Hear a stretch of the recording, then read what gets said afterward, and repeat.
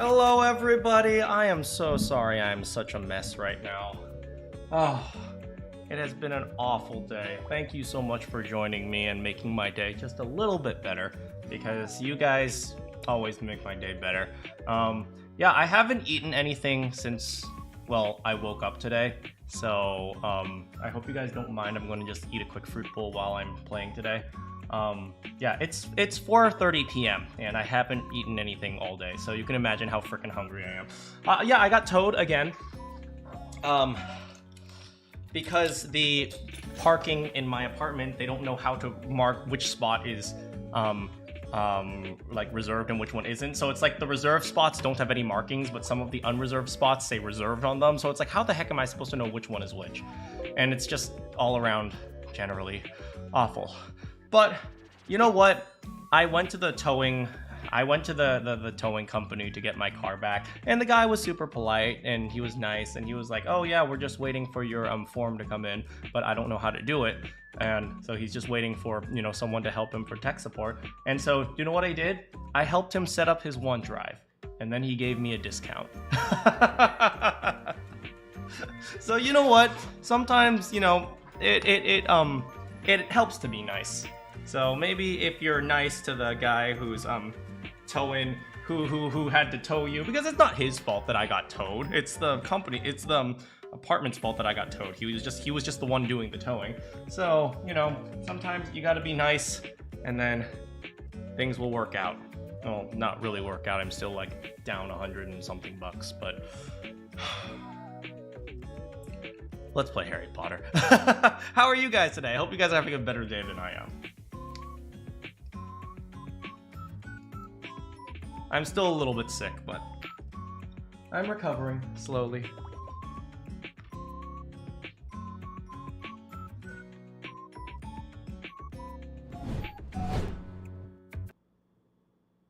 And let's play some Harry Potter. Well, it's not really Harry Potter, it's Hogwarts.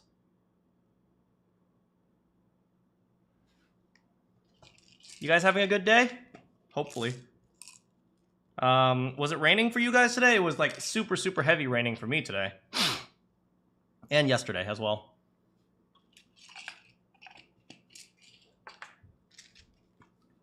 Not for you, lucky. Lucky, man.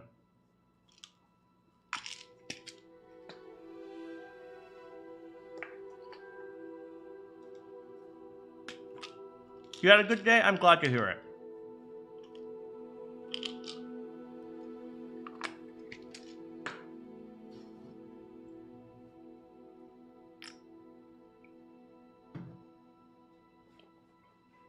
How's it going, Holly? They're training us to talk to kids at a nearby elementary school in JRTC. JROTC. So, let me get this straight. Are they teaching you to talk to kids, like, as if you don't know how to talk to kids? Or are they teaching you to talk to kids about JROTC? Or are they teaching you to talk to kids, like, in a militaristic style? So, like, you walk up to those kids and like, all right, listen up, kids! Listen up, you freaking maggots! Get in line!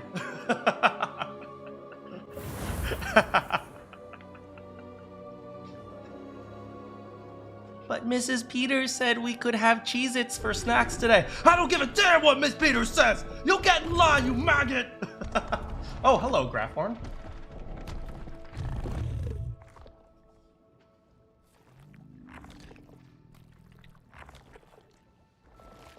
Let's watch myself pet Graphorn while I eat a quick berry.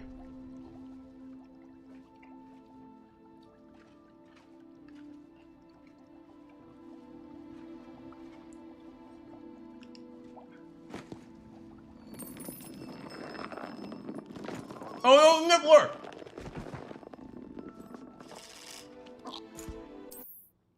Alright. So, a lot of stuff happened last time.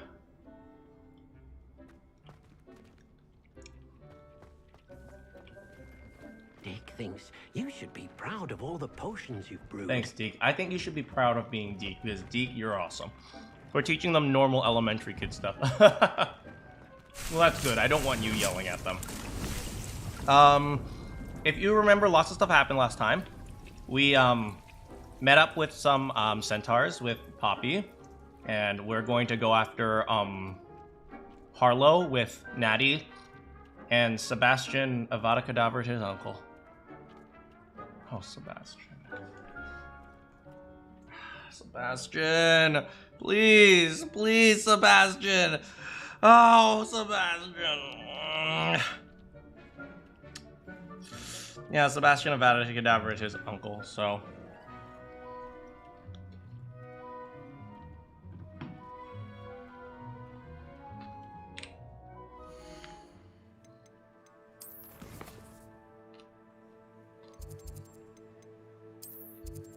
So let's see here. First, let's find Nutsai. Can everyone take a shot because we're about to get changed.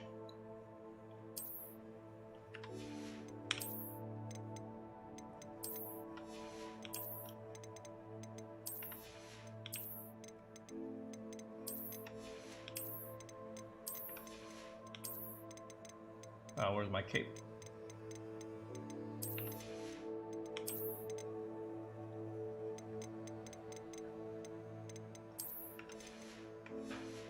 You guys ready? Let's go.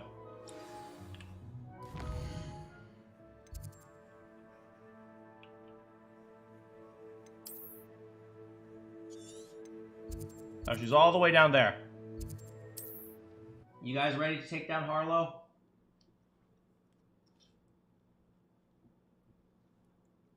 I've always said that travel broadens the mind.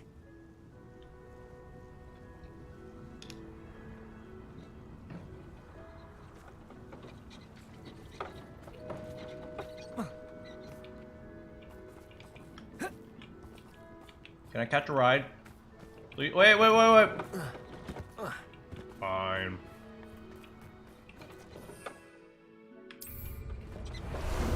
How about some sightseeing? Let's go.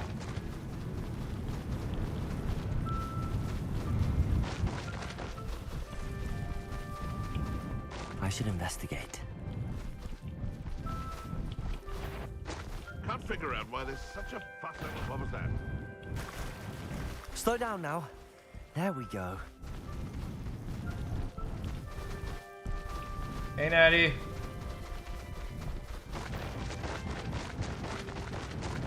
No need to race now, my friend.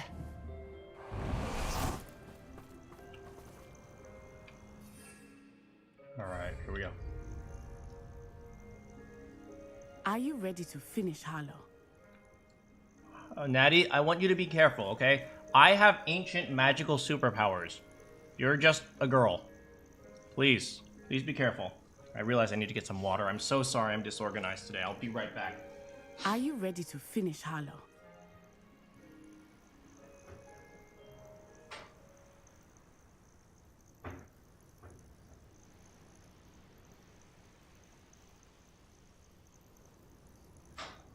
Are you ready to finish Harlow?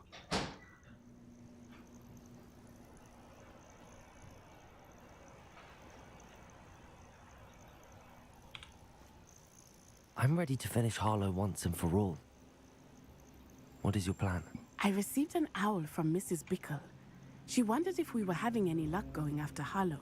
Suggested we could gather evidence from a friend near Manakyn. But she warned us to stay out of it. Was rather adamant about it. Precisely. Harlow knows that we saved Archie, and that we rescued Mr. Rabe. The letter didn't come from Mrs. Bickle, did it? I do not believe it did. Harlow intends to ambush us. But now we have the upper hand.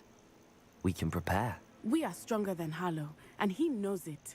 That's why he's resorting to this sort of trickery. We must go.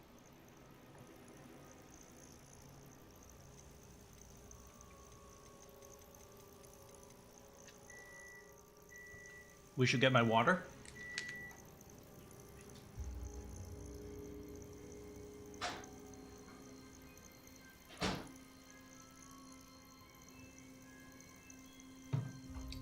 And now I'm ready. Normal animals exist since Natty Mother called her a gazelle. But here in the UK, it's all small puffballs and edgy horses. There are cows. You can go cow flipping if you want. Agreed. Let's finish this. Brilliant. Hallow's reign ends today. Perhaps we ought to inform Officer Singer of our plans. I already sent her an owl to let her know that we were following a lead given to us by Mrs. Bickle. Are you concerned she might tell your mother? Indeed she will, but so be it. I am tired of hiding it from her. My mother needs to understand that I will not be safe from the Ashwinders until everyone is. I shall pursue them until they are finished, and I think she knows that. As do you. That I do. Natty, if we're gonna do this, I need you to know. Keep an eye out. Hallow is likely around here somewhere. I sense he is close. Oh wait, listen, Where listen. is he? I do not know. We should look around. Listen, Natty. If we're going to do this, before we do this, I need you to know something. You love me, right? Oh. Well, this is awkward. I was gonna say I love your mom. Oh, oh, this is really awkward. You're a great girl. Don't get me wrong, but your mama is like, oh my goodness. Let's go find Harlow. Hush now. Oh God. Now what? Gullible children walked right into our trap. You rocked right into my cabbages! We were right. Show yourself! Who do you think you are, terrorizing people in this way?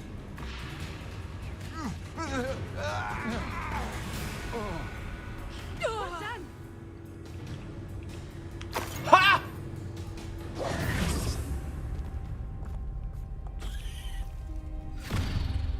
Little Nat Sione, innit? And her excruciatingly loyal companion. Did you just say in it? You two have done quite a bit of damage to my business interests. But I must grudgingly give you some credit. What was once a mere annoyance has become remarkably problematic. Fortunately, I pride myself on my problem-solving skills. Oh, let's go. Oh, let's go! Such potential goes to waste. Expulse this! Will not end in your favour. Do you really believe that you are so... You fight like a muggle. Oh, there's more of them! Of course there are! Oh, God. Finite. Come now, you idiot. Alright. Oh, jeez! End in your favour. Well, this will end in screams! Potential goes to waste. You fight like a muggle. Do you want to concede now? Must we prolong this? Expelliarmus! This will not end in your... Confringo! Right, where'd he go? Levioso! Defendo! Incendio!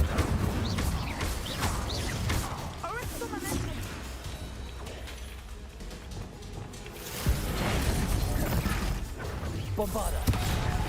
Oh, jeez! Help me outside! See, such potential goes to waste. You're not even trying. Arresto momentum! Hi. Hello. Hello. Hello. Hello. Hello. Hello, Harlow. Hello, Harlow. Ha ha ha ha ha ha ha ha ha ha.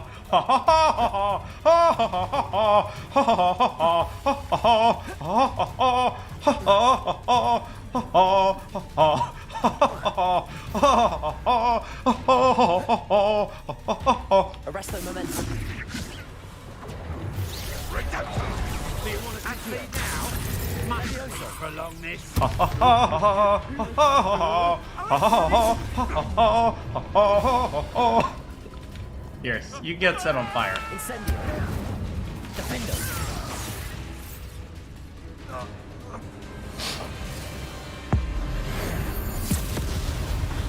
He's literally straight up trying to kill me.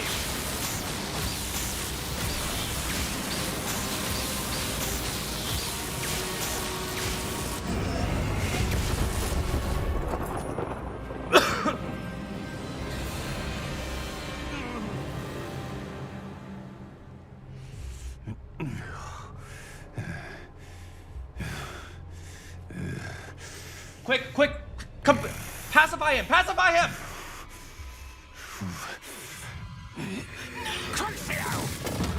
No! Natty! No! Natty!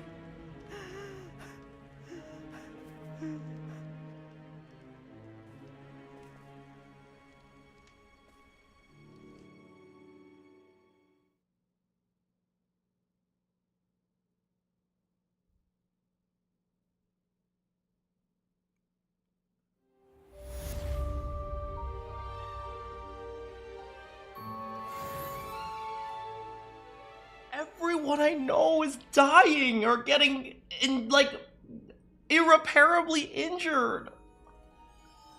Can't we just...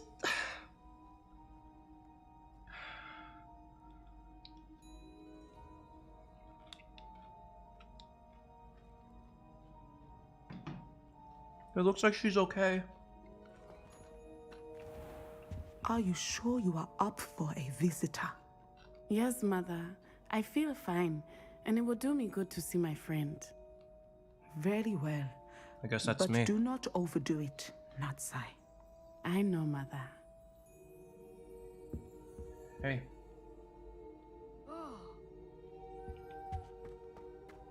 Owls fascinate me. They have a lot of responsibility. It is good to see you, my friend. It's better to see you. I'm glad to see you're doing so well.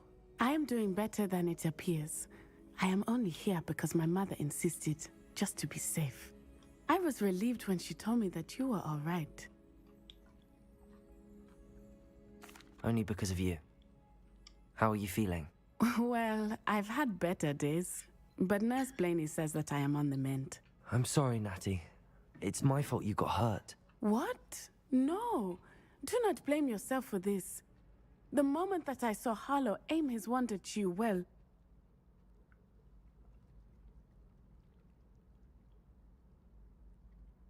You did what came naturally. I suppose it was instinct. Yes. I could not simply stand there and let you get hurt. Then I shouldn't feel guilty. Of course not. There was nothing that you... Oh. Oh my. I cannot believe that it took me this long to see it. About your dad? He made a choice. Based on instinct, my father. You, my friend, are no more to blame for my injuries today than I am to blame for my father's sacrifice years ago. From what I know of him, it seems there's a lot of your father in you. That's very kind of you to say. I hope that you are right. This has all been a bit much, hasn't it?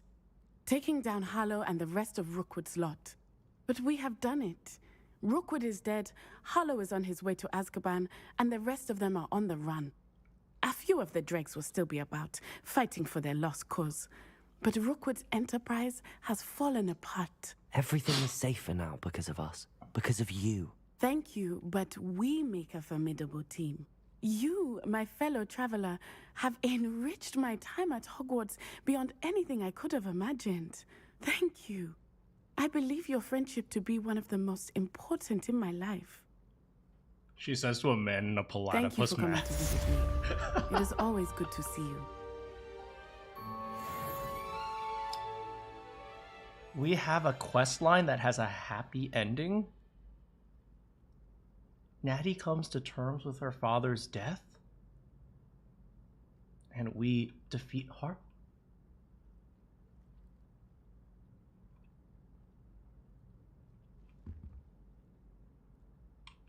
So is your mom single? Oh wait, Your dad is dead. So she is single. I'm sorry, I'm sorry, I'm sorry, I am sorry, I am sorry.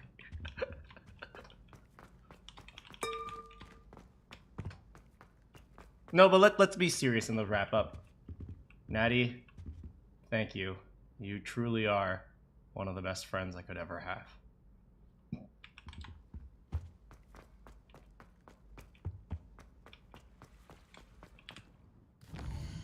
Alright.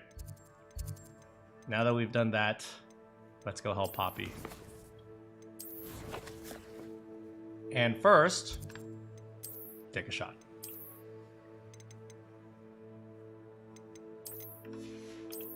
God, if only there was a way to, like, save your outfits. That would be so great.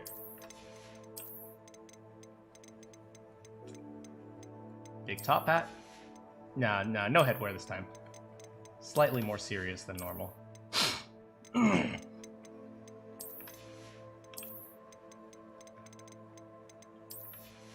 I'm glad that her questline ended happily.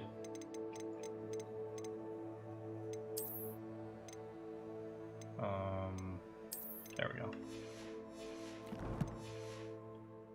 Right, let's go help Natty. I hope Sebastian's questline ends happily, because Sebastian has just been like, for me and Sebastian have just been failure after failure after failure, and I just want Sebastian to be happy, man.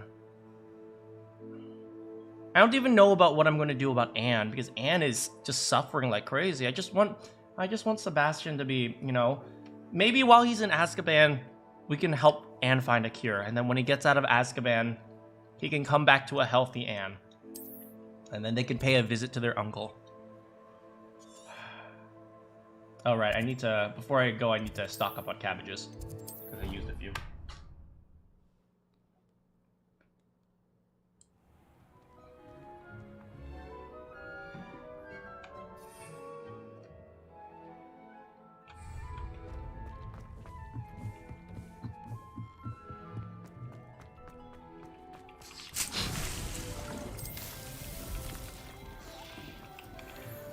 Just 2 cabbages should be fine.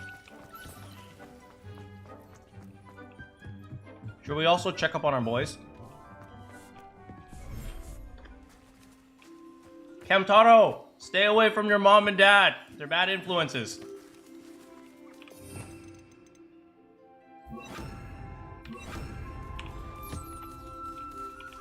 Hey, Kyo. Anyone want to be a Kneasel? I freaking love the baby Kneasel. Kemjo, watch yourself. Kemjo, have you been stealing? Kemjo, what's that?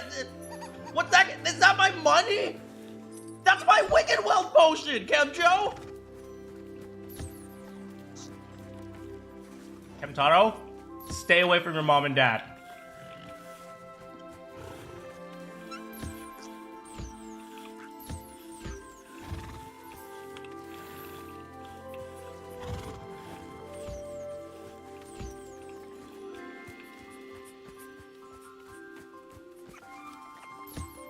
Kemdo. Hey, Kiyomo. Where's Kiyoma? Oh, there's Kiyoma. Oh, Kiyoma's not hungry because she's already eaten some snot. Hey, Azette.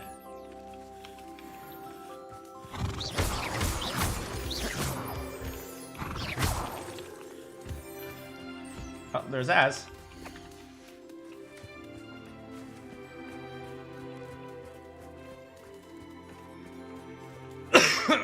Kemdo, have some food.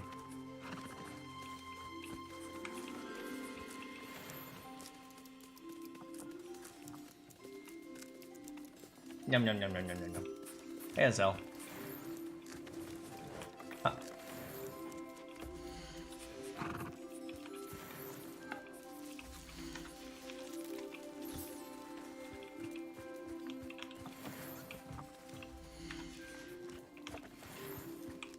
I think that's everyone. Nurture. Yep, that's everyone.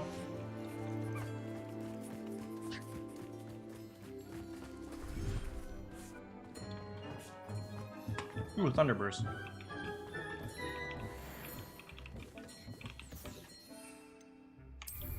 You're lucky I make more Wiggenweld potions, because you've been stealing my Wiggenwelds, haven't you, Kemjo?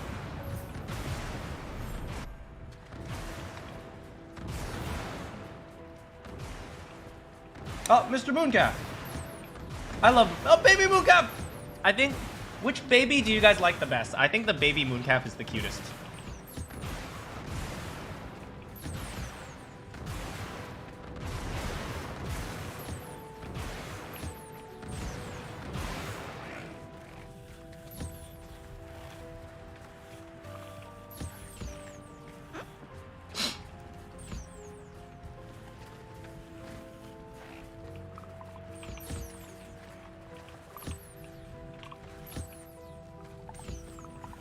There you go, all fed.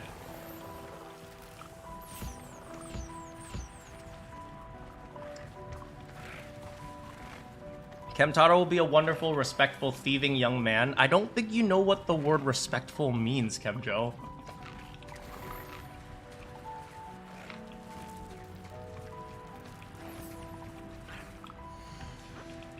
Right? Don't be a niffler. Be a mooncalf. Mooncalves are cute.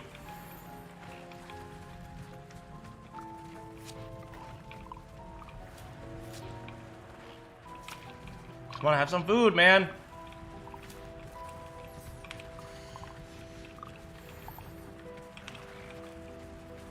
Lumos. Here you go, buddy. Have some food. All right.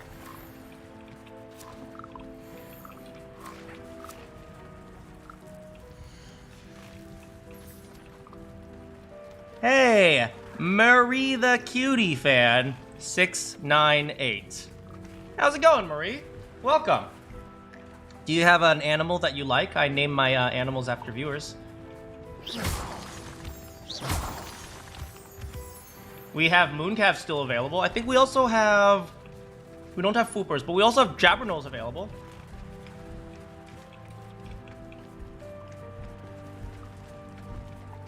Hey, buddy. I'm gonna take some of your warts.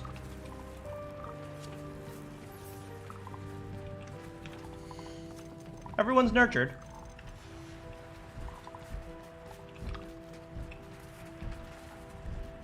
Whee! Alright, let's check up on our flyboys. No, we should go to the beach first. Check up on Big Boy.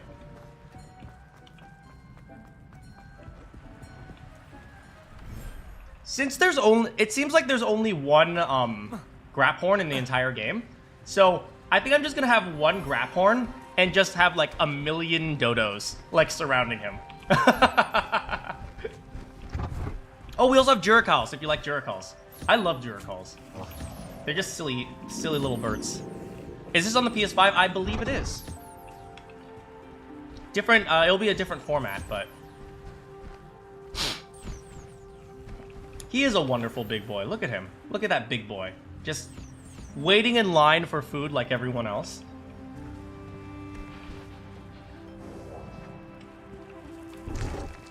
Look at him. Eating the food. Nom, nom, nom, nom, nom. I'm going to take a little bit of your horn. Thank you. Here. Have a little brushy. Okay, so if we want to have him surrounded by dodos, we need to breed more dodos. Alright, birds, get pregnant. Wait, do birds... If a bird lays an egg, does that count as a pregnancy? Is this game worth buying? Personally, I think it is. The amount of fun I've just had in this game, just like running around and doing nothing, I think is already worth it. Also, I get to breed animals. And I really love animals.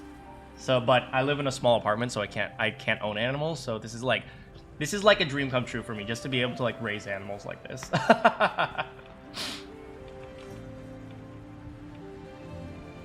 Alright, this one area is just going to be our Graphorn plus a million dodos. I'm going to take some of your feathers, thank you. How are we doing? I'll take that as well. Nesting. Oh, this guy needs some beast care. Where are you? Is that you? There you are.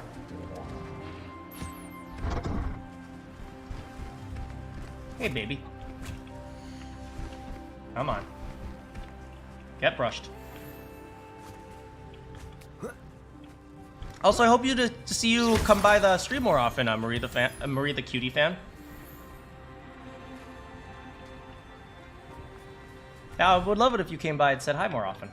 Okay, now let's head over to the Flyboys.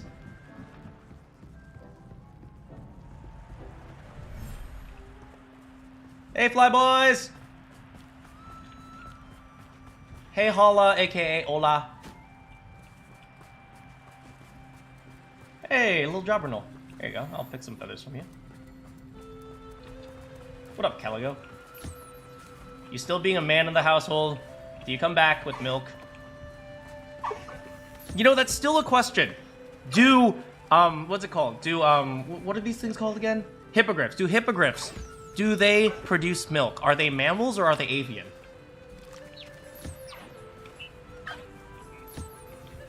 Oh, look at little hole! Look at little hole!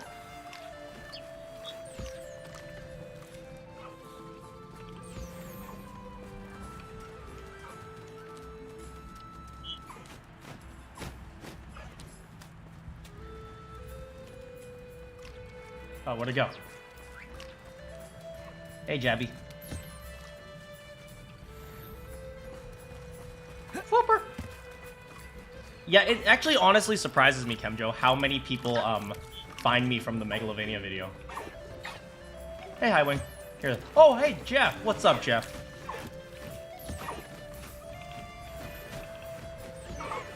Stop sniffing your armpits. It's not attractive.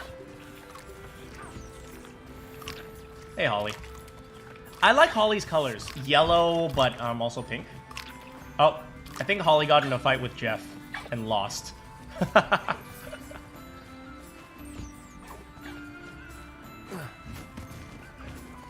Oh. Nurture, nurture, nurture, nurture. Oh, this Jabbernull. Oh, whoops.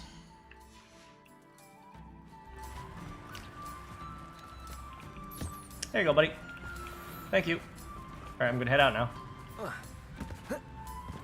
Never get in a fight with Jeff.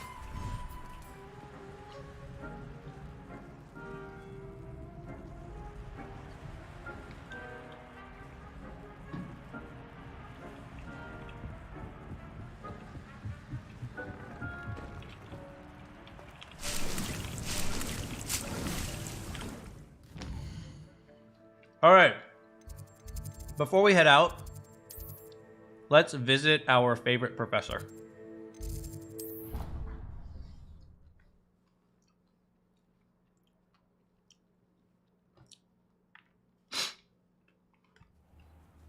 Oh, it's nighttime. Go to daytime.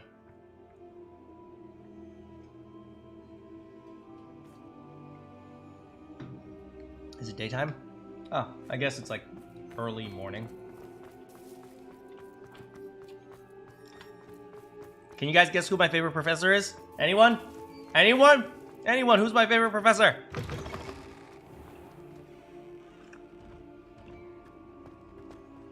That's right.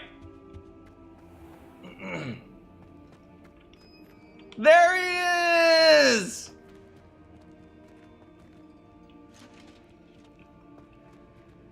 As you can see, the coffin of this mummy contains a mummy inside. But if you look closely, it is actually not mummified correctly. You will see that this human has been mummified incorrectly, and thus the mummification process was incomplete. Now, if you reference the Goblin Rebellion of 1364, I was actually talking with like this guy, he actually has a lot of interesting stuff to tell you. It's just he says it in such a monotone way, like most of the students would never get past his voice. Like he's one of those professors that if he just sounded a little bit more energetic, people would love his class. But because he's so wrapped up in the information that he's saying, he forgets that he has to say it in an expressive way. And that's a big problem for a lot of teachers. A lot of teachers, they actually have really interesting stuff to tell you. They just sometimes forget that they're not the only ones listening to their own lecture. They forget, students have to listen to their lecture. And if you talk in a monotone way, sometimes students do not pay attention. Do you guys actually know the story of Professor Binns? It's actually really funny. I discovered it the other day. Professor Binns was a history teacher here at Hogwarts, and his schedule was so regular and regimented that one day he died in his armchair and he became a ghost. And he didn't realize he had died, and he just showed up to class the next day. That is the story. He actually died, and he didn't even realize he died. He just said, okay, time to teach history. And so he went to the history classroom. I freaking love Professor Binns.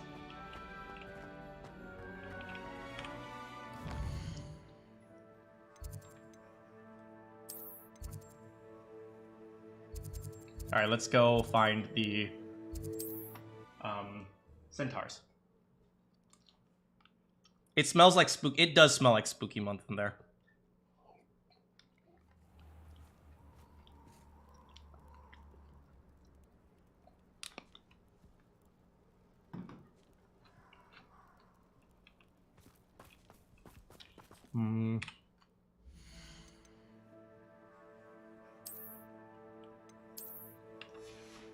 We should fly in on high wind because we're about to meet Poppy.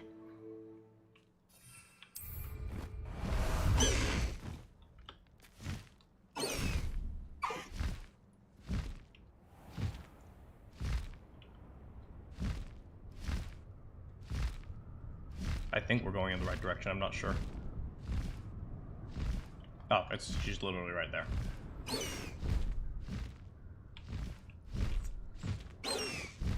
Hey, Bobby. It's us.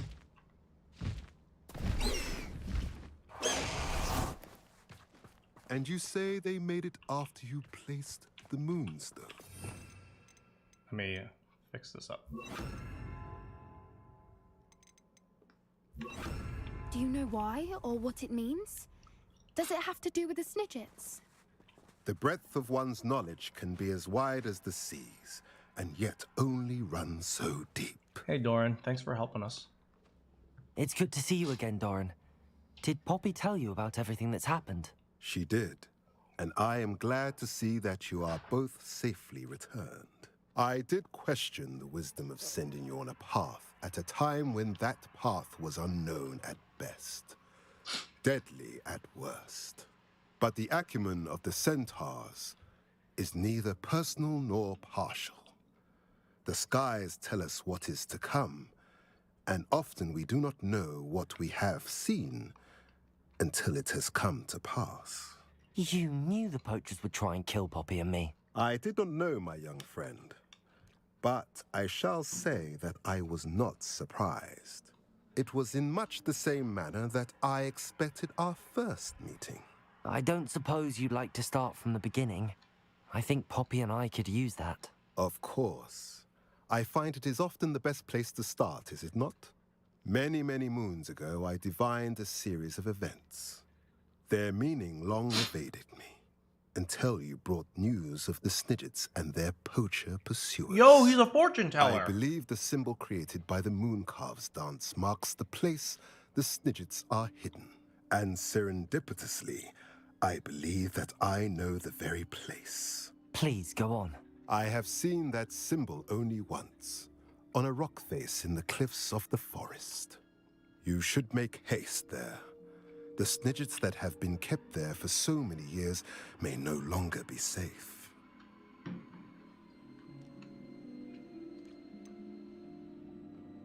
You said you divined a series of events before our paths crossed.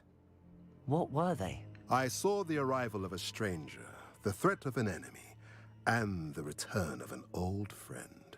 I believe now that you are the strangers. The poachers are the enemy, and the old friends are the snidgets. Yo! I also saw two places tied to these events.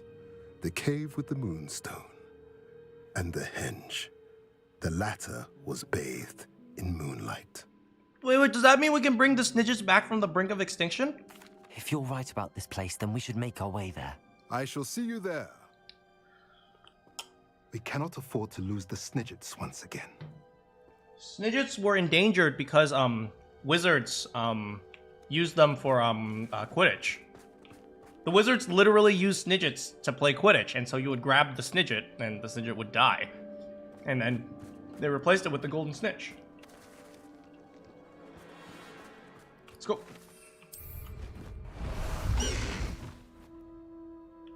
Alright, where are we going exactly? A bird in the hand. Requirements, Glacius. Over here? No, we just...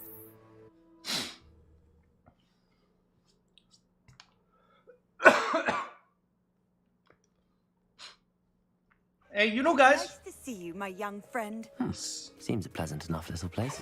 You know, speaking of Quidditch, I was just thinking, guys, can you guys humor me for a second?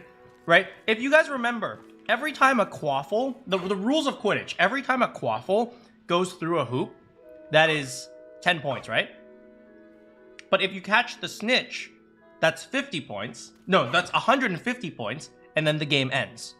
So the question is, why would anyone play with the quaffle? Why don't you just have every player going after the snitch? Right? Why don't you have every player just chasing after the snitch? That makes so much more sense. Unless it's a regulation that only one person can chase after the snitch, in which case I guess that makes sense. But then again, why the heck is the snitch 150 points and every quaffle is only 10 points? Right? That doesn't make sense. Right? That makes the quaffle almost irrelevant. The entire game should just be chasing after the snitch. The entire game should be revolving around helping that guy catch the snitch. Right? Bust the high wing! Here we are. I should dismount it. How remarkable. Are we going in at night?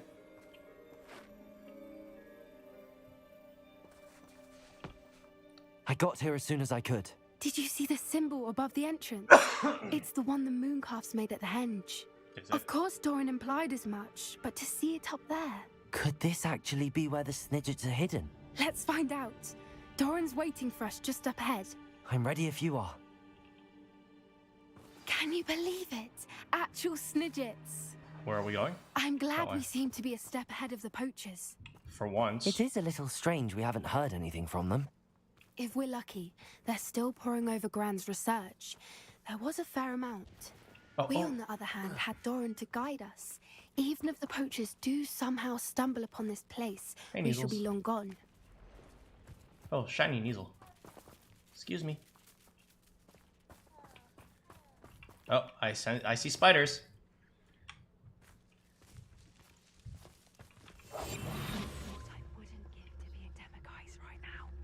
What I wouldn't give to be your boyfriend right now. Hey, Doran. Greetings. How did you see me? I hope we haven't kept you waiting long, Doran. Not at all. Then again, it is not I who awaits your arrival. Do you have the moonstone with you? We do. Good. Here? It is as important to what happens next as both of you are. No, I'm pretty sure it's way more So important. what We're does replaceable. happen next? What are these pillars here? A safeguard, I suspect. There is only one way to find out. And as for how to go about that, the two of you may know better than anyone. All right. First of all, let's go ahead and place my beast catching stuff.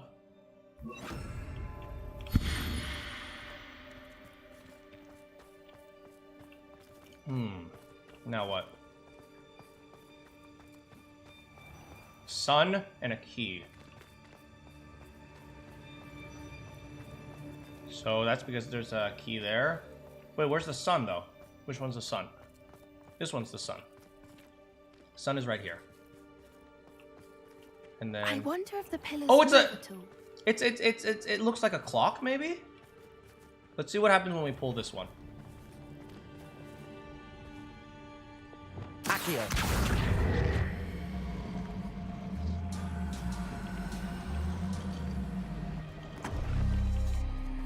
If I place it there... Oh, I see. You see these things pointing. They're pointing things. Okay. So...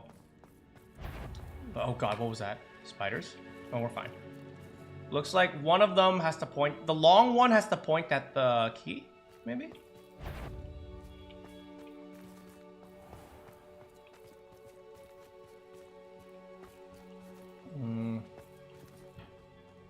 Yeah, so this one is pointing at the key. Next, we need the other one to point at the sun. Accio. Come on. Up there. Perhaps it has to do with the light in the darkness. Not that one. Next one.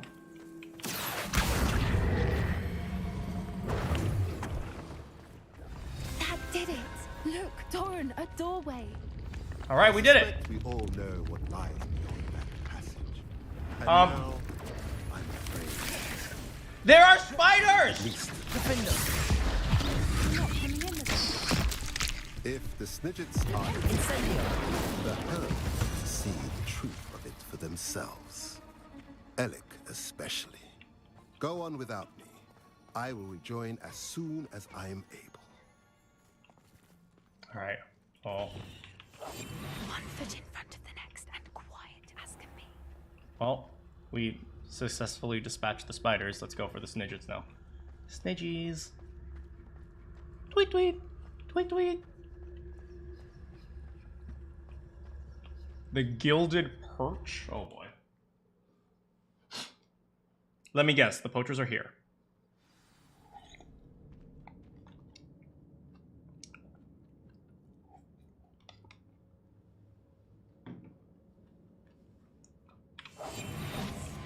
A more hushed approach is likely wise.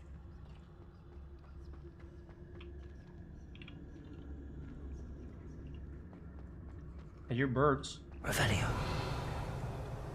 What was this? So many books. You haven't seen my grand study. Look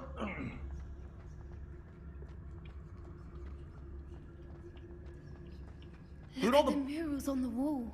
They're all creatures. This place must have been protected. They had nothing to fear. Except for me What and my makes you say bag. that? The poacher camps always felt oppressive. It's hard to explain, but the feeling was palpable. At least to me. The sense I get here is of safety and calm. Quite the opposite of the poacher camps. Look at this. It's a building, but they have trees inside. And horklumps.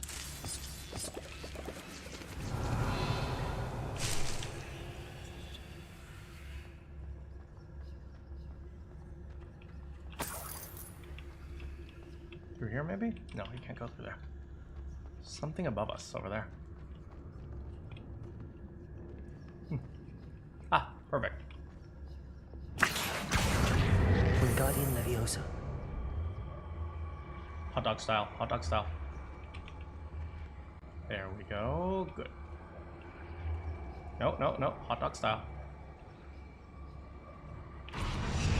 Perfect. Well, that's not high enough at all.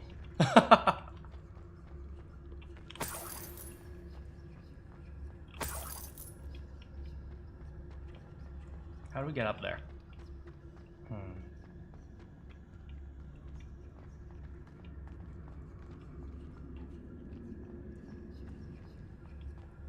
If only we could use my broom! There's gotta be a way up. Come on.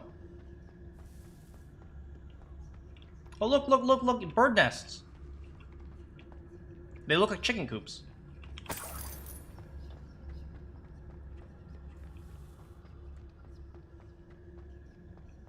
Maybe up from here? No.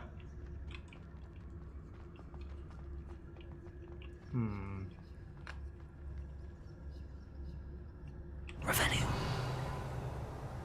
Anything else? Maybe we can come back later. It doesn't seem too important. Just a collectible chest.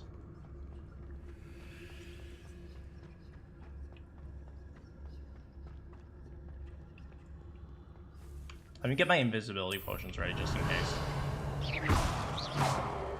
Incendio. Get freaking. Oh. What's this? What's this? Oh, Devil Snare. Lumos. Lumos.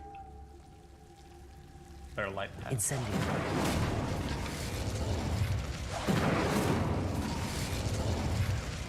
Lumos. Lumos.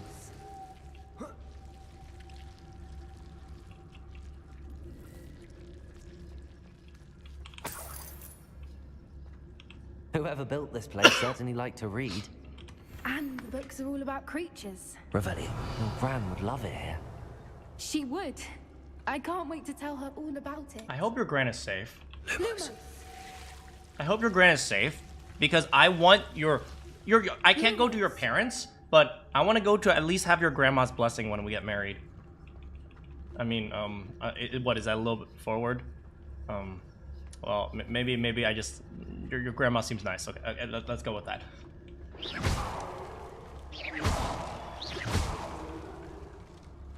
Revelio. Oh. I'll wager this isn't the dead end it seems to be. But how to get through?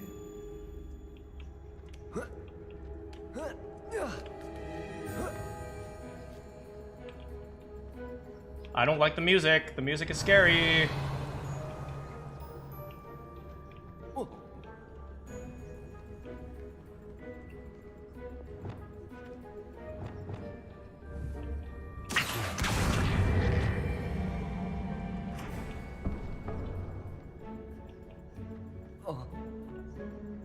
Alright.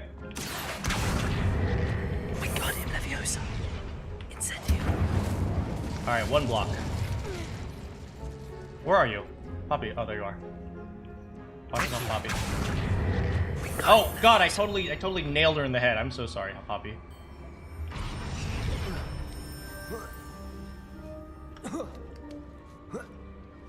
Accio.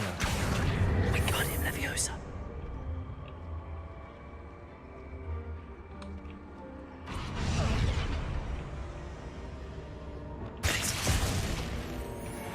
Gotcha.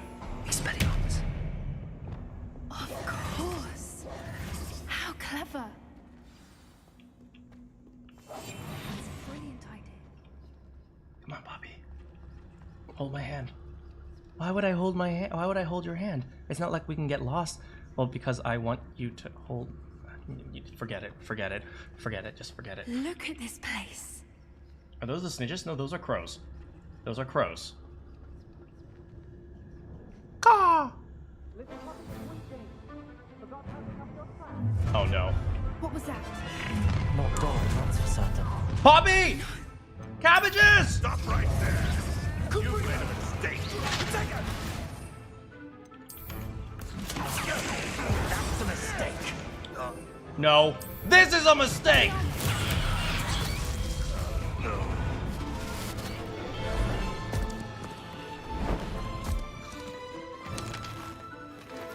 The centaurs are here! Ready your one. The fight is only just. Leviosa. Defender. Incendio. Ah! Bombard.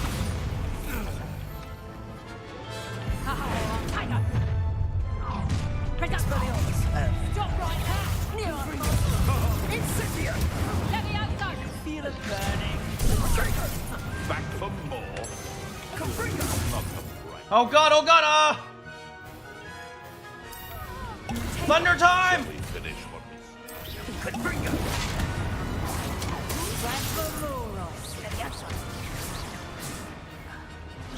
I think that was all of them. Are the two of you unharmed? Woo! Had hoped to return before it was too late. We're okay. fine, but if you hadn't got here when you did, I led them here, Doran. You fought with us against your kind. I am glad to have witnessed this. I now believe all that Doran told me. Oh yeah, sorry about the thunder in the They back are row. the ones I saw. Finish your work here, brother. All the events you divined have not yet come to pass. Oh, this is the guy who tried to kill us.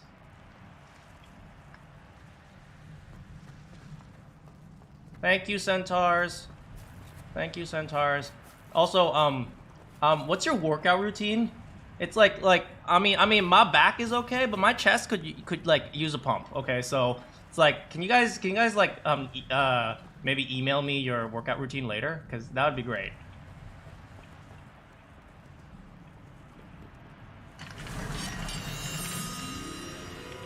Like my chest could use some work. Like my back is okay, but if you guys can just, yeah, that'd be great.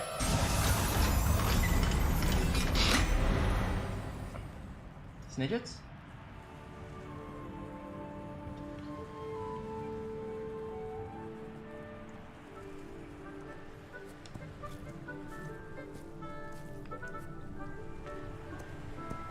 There they are.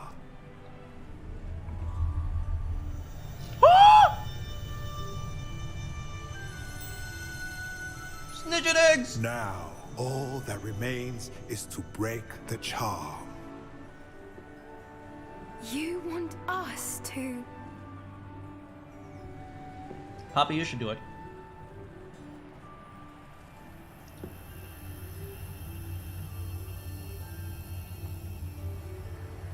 I only ever wanted to see them safe, which they are. You should do it. Are you sure? Avada Kedavra!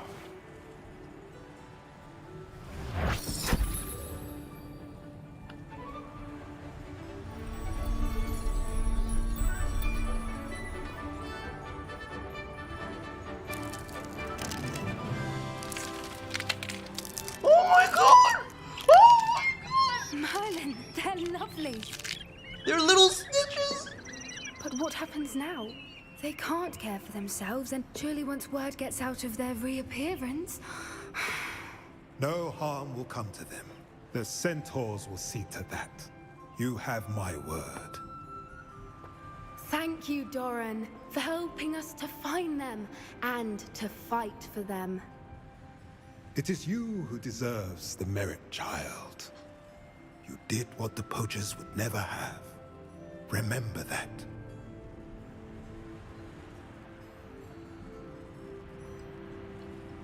I liked how Poppy tried to sound all like majestic, and then Doran's like, "Yeah, don't do that." Thank you, Doran. He's like, no, don't do that. You both fought bravely today.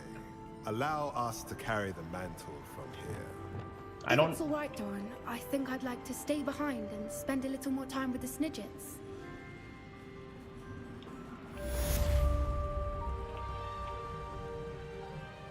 Look at them! A little baby! A little baby! Doran, thank you. I don't know how to bow, so I will give you a invisible bow.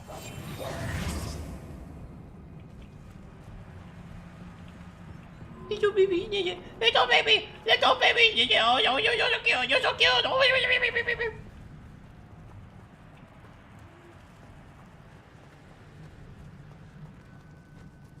Thanks, Doran. Poppy, I'll see you back in the love suite. I mean, our common room. I'll see you later. Hey, another happy ending. That's 2 happy endings for 1 Sebastian. Oh, Sebastian, please be okay.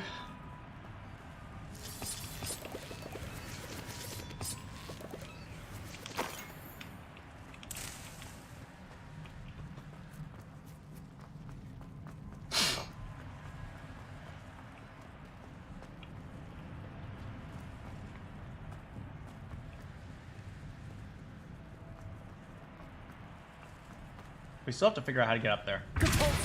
That is the wrong spell. Accio. Wingardium Leviosa.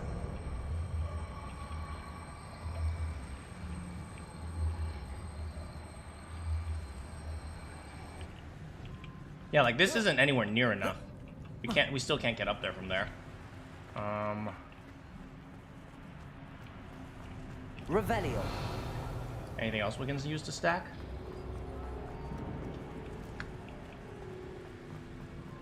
Oh, maybe we can stack the other block. Hold on, let me grab the other block. Accio. Wingardium Leviosa.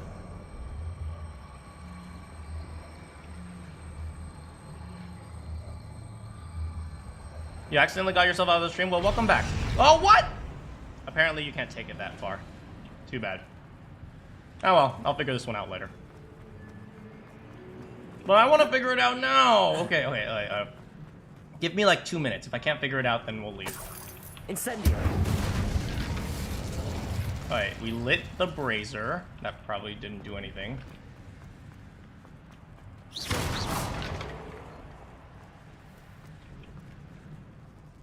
Up here, over there, over here. How about around here? Revelio. Yeah, there's the chest.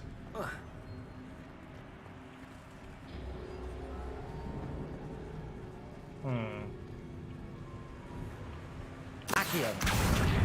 Wingardium Leviosa.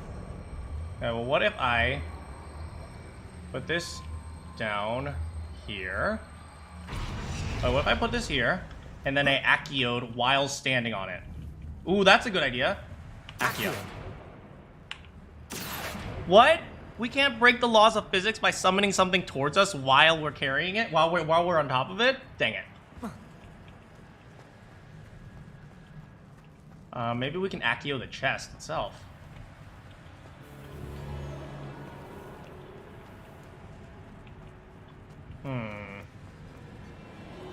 Alright, screw it. The music's getting scary. I don't want to deal with this. Let's just go.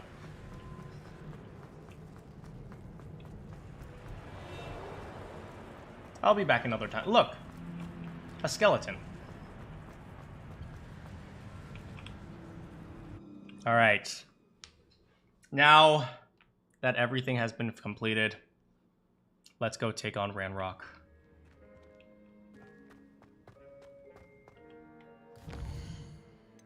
Let's see our quests.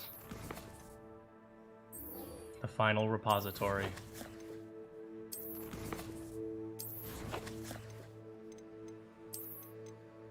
Yeah, we have what looks like 2 more relationship quests and 1 more main story quest. So it doesn't look like any of our main story quests are popping up right now, or our relationship quests are popping up right now, so the only one left right now is here. Okay, we're gonna prep, because we need to prep.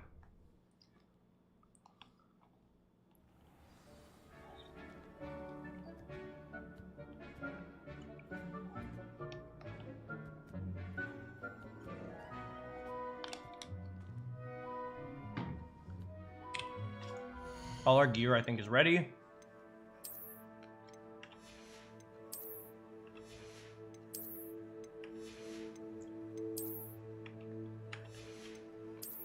Should we go in silly, or should we go in, like, guns blazing, like, actual serious? I don't know. Going in as the purple platypus, I think, would be the most heroic.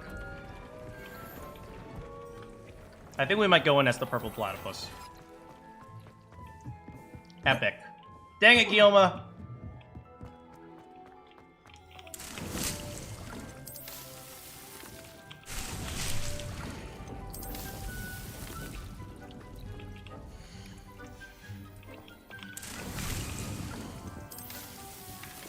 Alright, you know what? We'll keep this attire because I'll actually take something serious for once.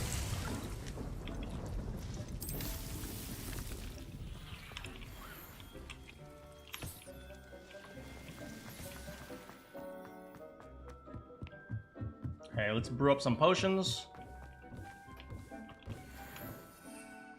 We need an Edorus potion, anyway. We need one more Eris potion and one more Thunder Brew potion. Look at how efficient we are at potion brewing now. Bam, baby. And in the meantime, we should just look around and see. Hey! Thanks so much for helping clean up this dust, man. Do you think house elves ever hear the word thank you? Because the thought of that makes me really sad.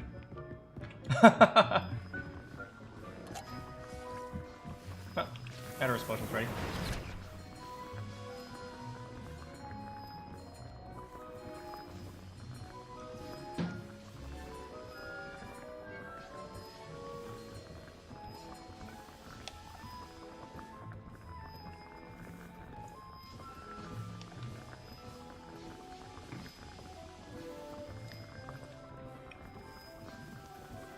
Hanging around, waiting for a potion to brew.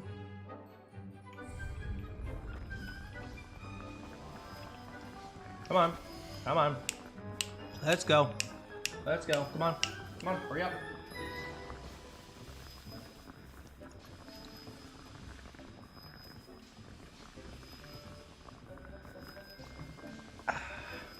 Come on. Come on, stupid potion.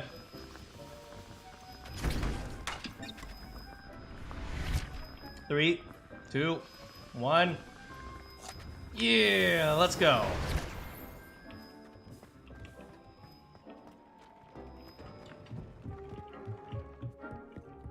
Deke, if you don't see me ever again, give Poppy Sweeting a kiss for me. Watch, like 2 hours later, Deke's trying to kiss Poppy. He's like, what are you doing? Master told me to give you a kiss.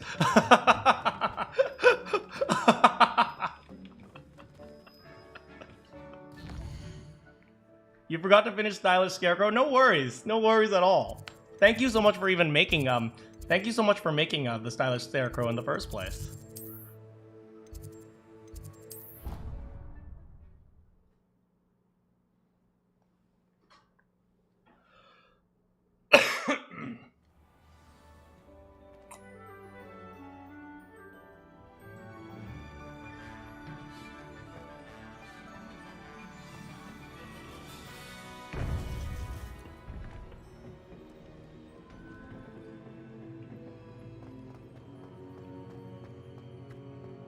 Hello, Keepus.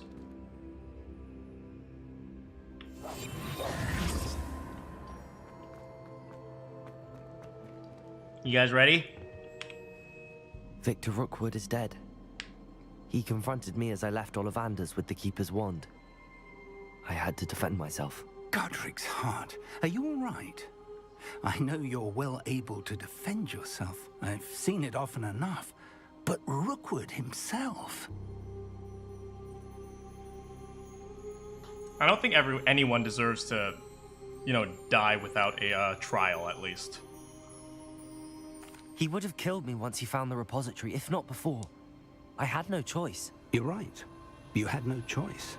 You did what you had to do. With Harlow in custody and Rookwood gone, the wizarding community owes you a great debt. Thank you for saying so, Professor. I'm ready for what's next. All right, then. The Keepers have been waiting.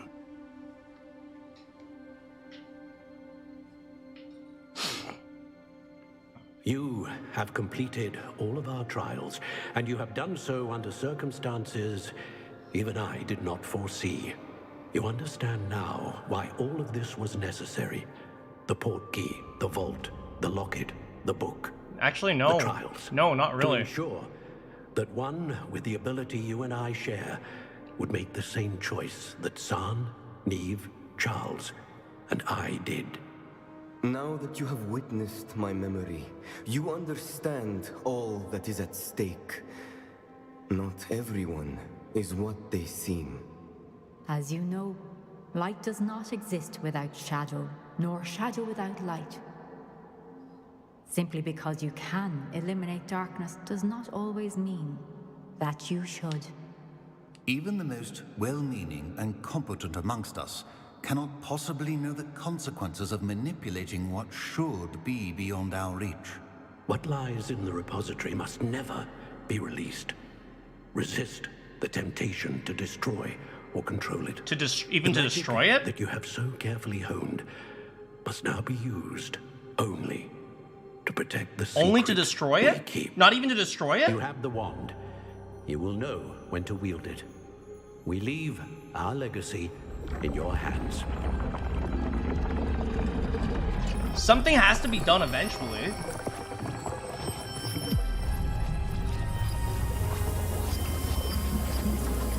Astonishing. Why is this astonishing? We live in a world of magic. It must be the way to the repository.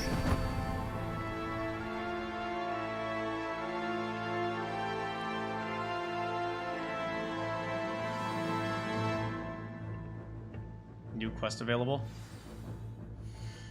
Here we go. We can only hope that we're not too late, and that we find nothing but a repository undisturbed beyond this door.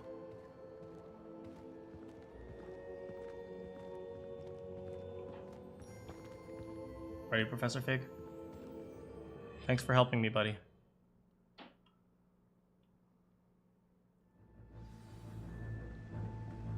I should hope that the enchantments protecting the castle would protect against an incursion from below. I fear they may not. Although, if they don't now, I can assure you they will in the future. Were you able to reach Professor Weasley? I was. Hopefully she and the others will arrive soon. They know where to find the door through which we entered. Wait. She's gathering a professor army? Oh. Frick. The goblins. Manakyn is here. Let's go. Come on. What are you? Disguise yourself! If his landers are here, I guess we don't cannot be far behind. I guess we don't have time. Worse, Professor.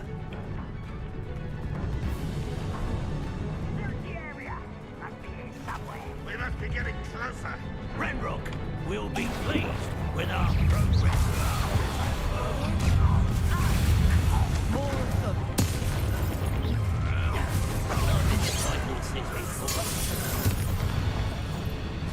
We need to press on. Renrock must be here somewhere. How do we get through them? Between us and him. We need to move it. I shall handle it. One moment. Ho!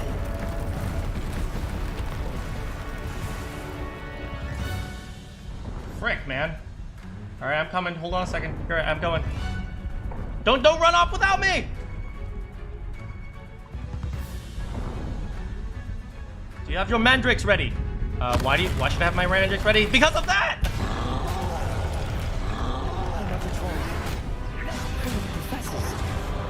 All right.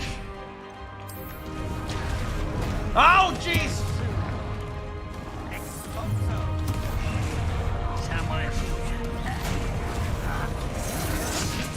I'm fighting in my way.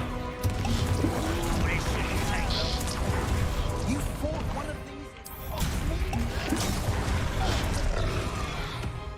Let's go.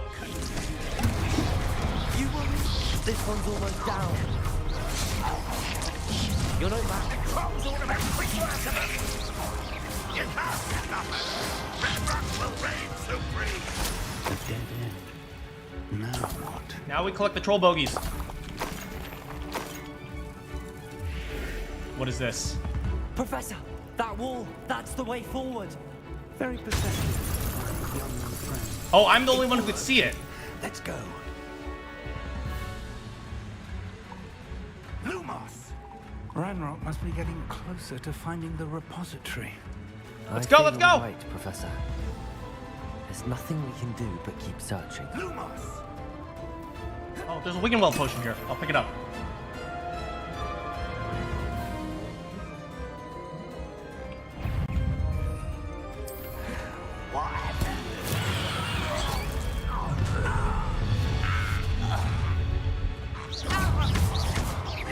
You can't stop us. Oh, yes, I can!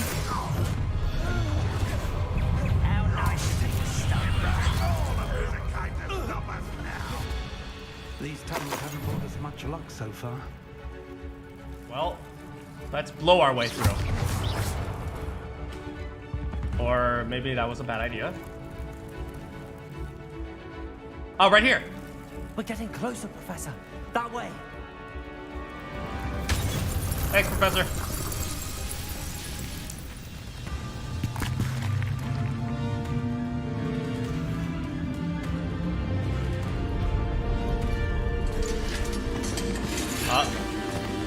Here we go. Oh, that's a lot of them.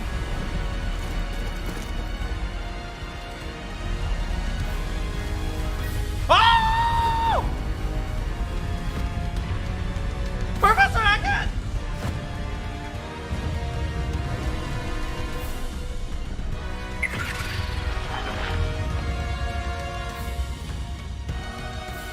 The goblins have somehow evaded the castle's defensive charms.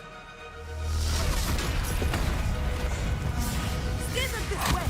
We shall make quick work of them.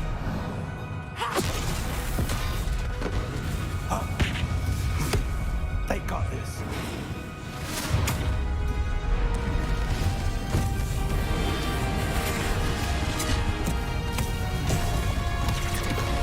Go, Professor Hackett!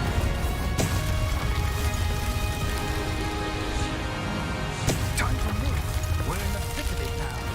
We'll show these beasts who's in charge. Your timing couldn't be better, Professor Hackett. Thank you, Professor. Let's go! What now? More of those damn royalists. Look out! Another troll! Troll time! The last two! Stop it! Oh! Professor Sharp! Let's get this over with. Let me know, Professor. Big contribution for the rest of us.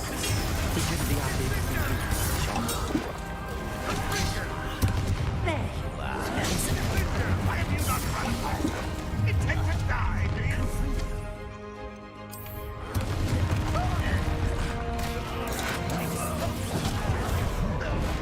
Oh, God! Help me! Help me, cabbages! Woo!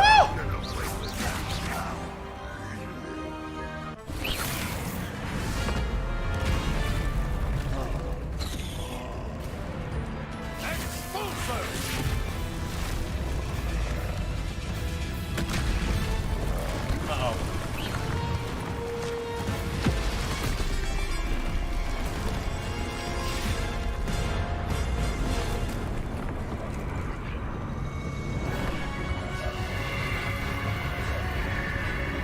Professor Weasley! I promise you I'll never make fun of Ron again!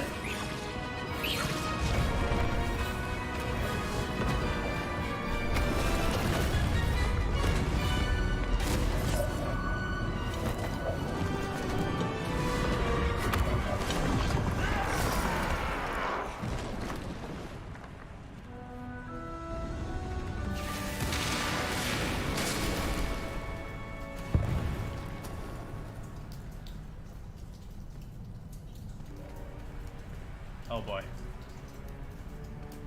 Are you guys gonna fight us? Or are you gonna let us through?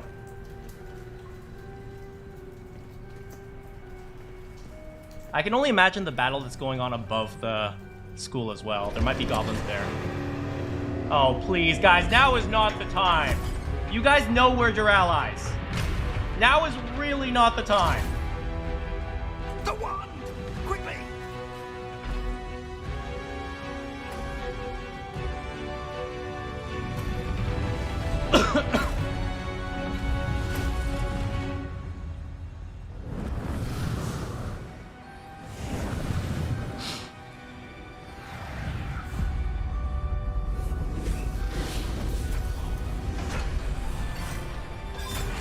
Oh yeah, you got the wand? Oh yeah, that's cool.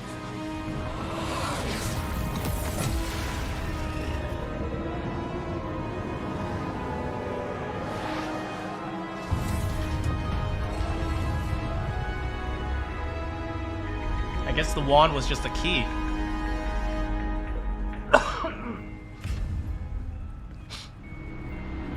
Oh, there it is. We made it. The I believe we got here before Ranrock. The repository of emotions. I can't believe this is it. The repository has been under the castle for hundreds of years. Think of all the pain that created it. This is what Miriam, George, your friend Lodgok, and countless others died for. Miriam believed this forgotten magic could be used for such good. But she did not know the risks. Is there any way to get rid of it? She did not see what the Keepers have shown you. What Isadora showed you. You are now the Keeper of whatever power it holds. What do you intend to do with it? Oh, man. I have no idea.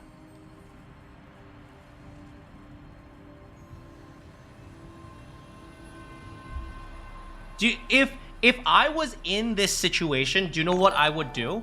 Oh, thank you so much, Caden Hybrid, for subscribing. Welcome. Now we're about to, you know, unleash great evil on the world, but you came in at the perfect time. If I was in this situation, do you know what I would do? I would bring down a team of experts to try to understand this thing better. Right? Because, you know, the big problem with what happened with who was it? Isadora was that she tried to, you know, she used it for like, oh, this is power and understanding. This is one of the big problems of the wizarding world. They don't try to understand the things that they have. They just say this is good and this is evil, and then the evil thing, we just place it over here in this corner and then we never look at it again. It's like, if you could understand exactly what this thing is and why it exists and how and so on and so forth, and what side effects, you know, when you study medicine, right? Medicine is something that takes away the pain, but you study the medicine, you study the side effects, you study how this affects people, and so on and so on and so forth, until you get it to the point where you can reliably use it in a safe and comfortable way. But instead they're just like, oh, let's never look at it. This is where the Muggles succeeded, where the Wizards have failed. It's like the Wizards never bother to try to understand things that they don't understand. They're just like, we don't understand it, so let's push it over that way.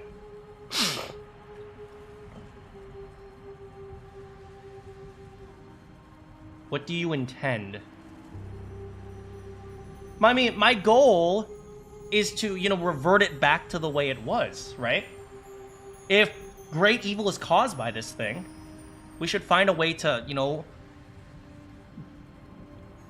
find a way to make it so that it can go back to its original form, or whatever it is. I intend to keep it contained here.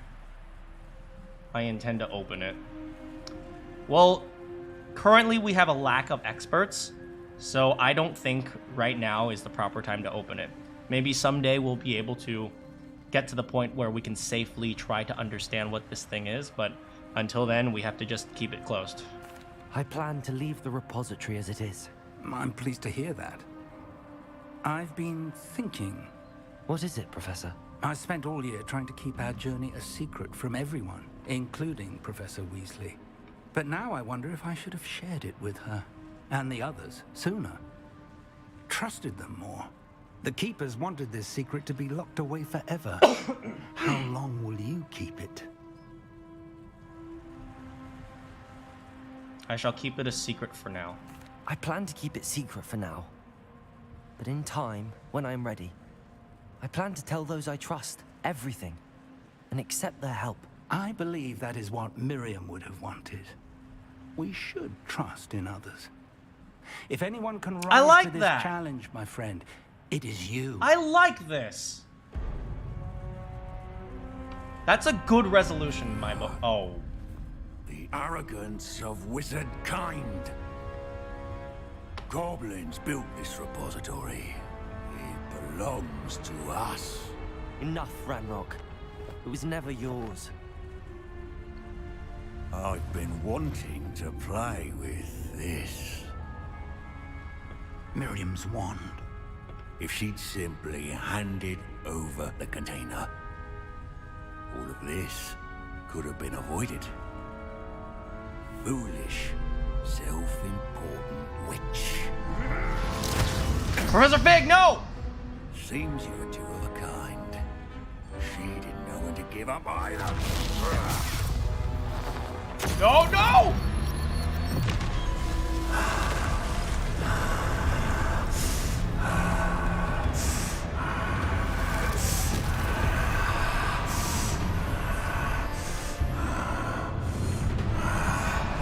What have you done?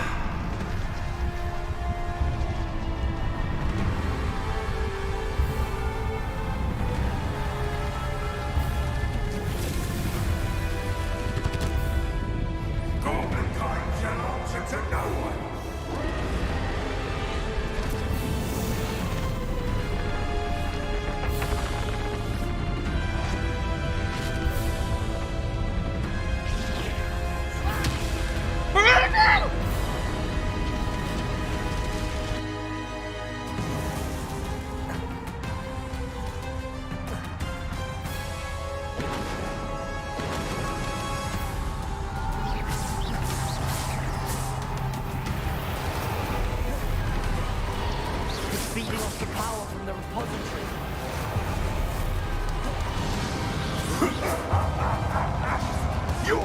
I can't destroy it anymore!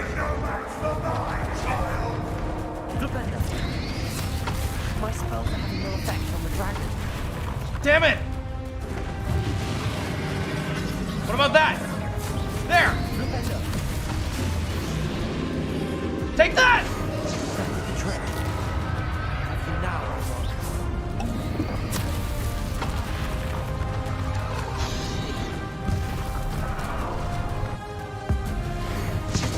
Like I can only defeat it with the ancient magic, huh? My plants aren't gonna work against him. You come back here!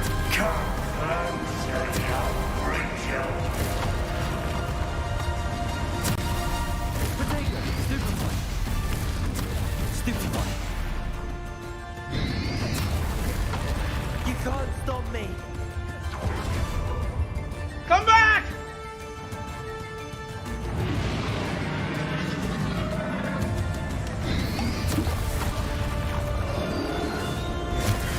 Ah, damn! 2 sources of power. Get up! Places.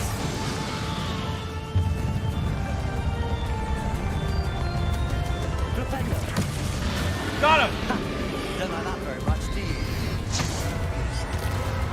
Confringo.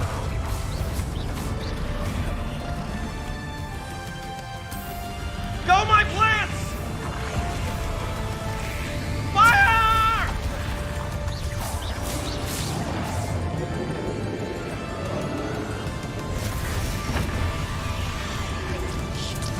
Places.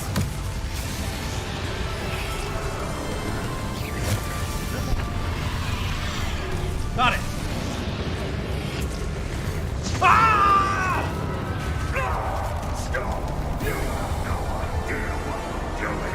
Don't keep up the charade. Let's go, let's go. Where do we go now?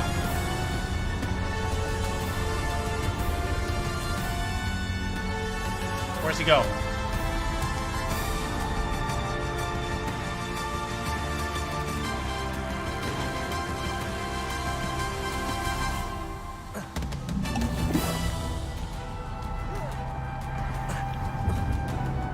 You can't run forever, Ranrock. There's nowhere to hide. Oh, jeez!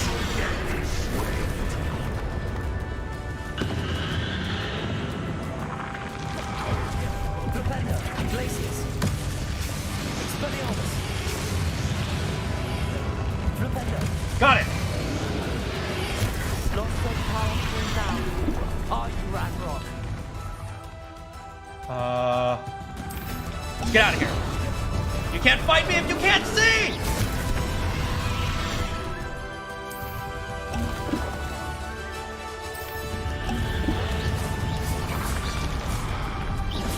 Come on!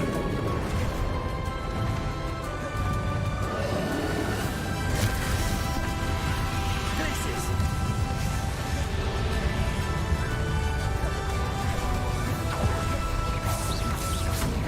Glabenda.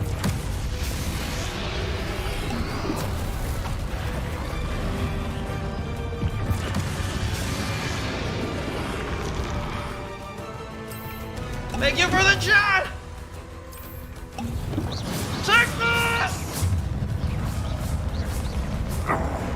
This cannot be happening. You will die. This ends here, Ragnarok. You think you can stop me? Expelliarmus. Places. Propello. Accio.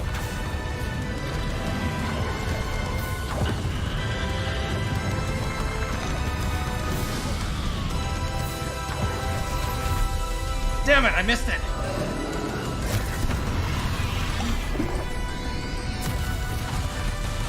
Come on! Got it!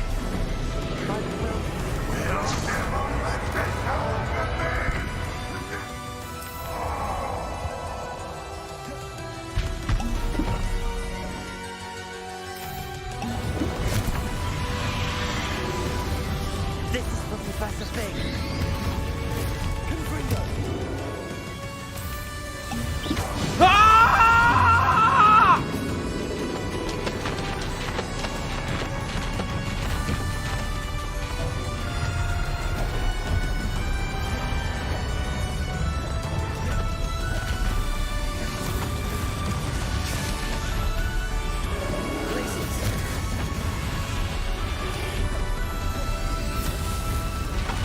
Expelliarmus.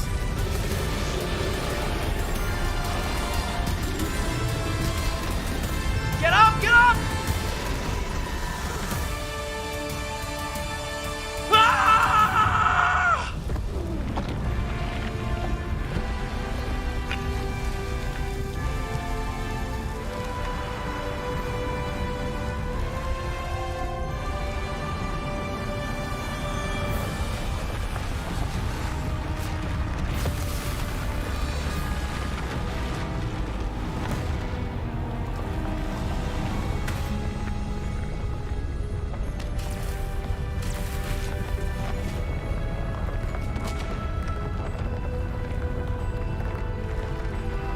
What's gonna happen to the repository?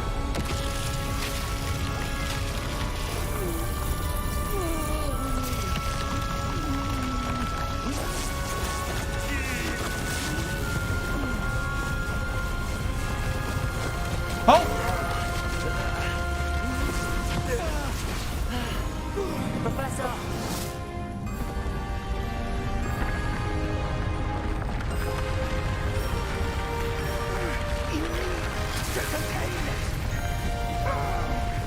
The wand! The wand!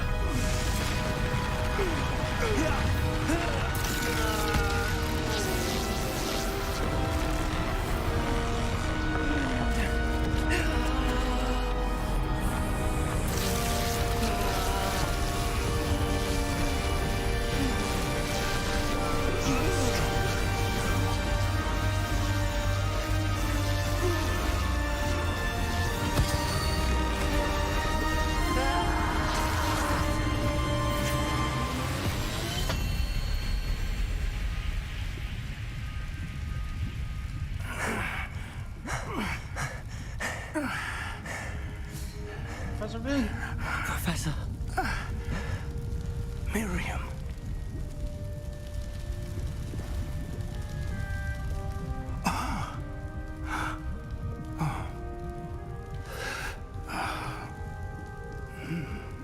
Miriam would have loved you, my young friend. The wizarding world could not be in more capable hands.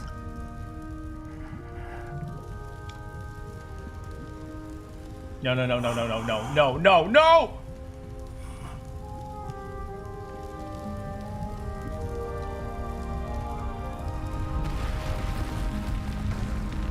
Professor Fig?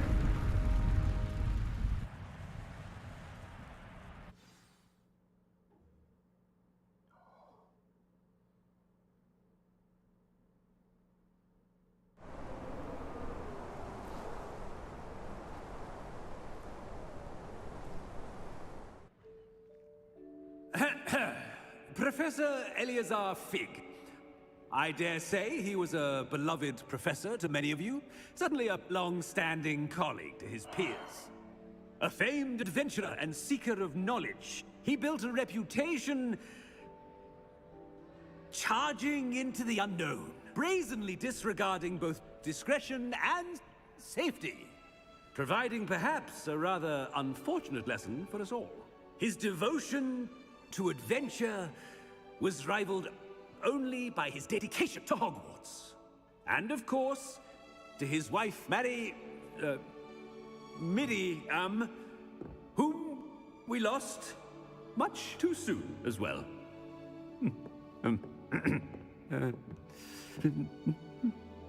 Yeah.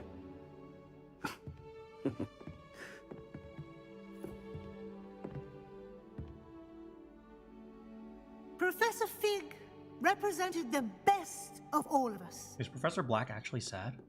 He could be deviously clever, possessed a brilliantly inquisitive mind, and was the most loyal of friends. But perhaps it was his remarkable courage, for which we will all be forever indebted to him. If not for Professor Fig,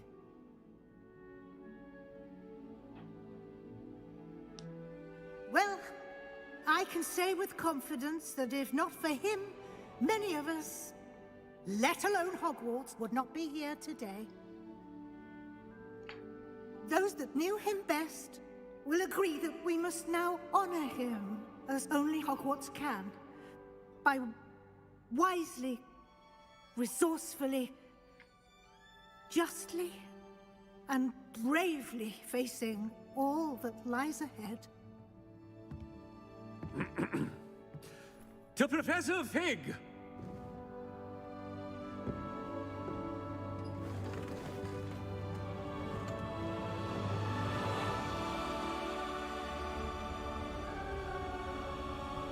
Thank you, Professor Fig.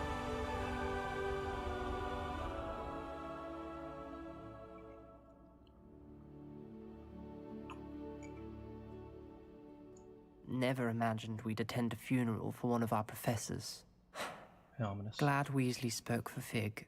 She honored him. He'll be well remembered. I only wish we could have done the same for Solomon Sallow. I need to go and see Anne soon. Ominous, there's something I need to tell you. It's to do with Victor Rookwood. I heard a rumor that he confronted you outside of Ollivander's.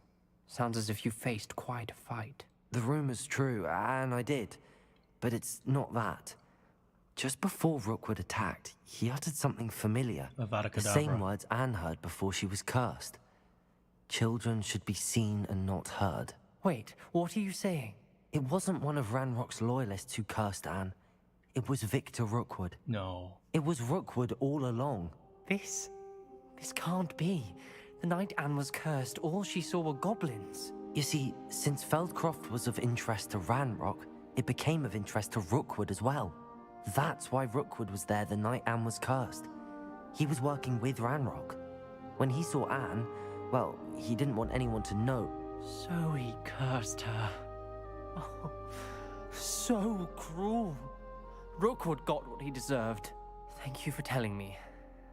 Anne and Sebastian deserve to know, and it should come from me. As we discussed, I spoke with Black.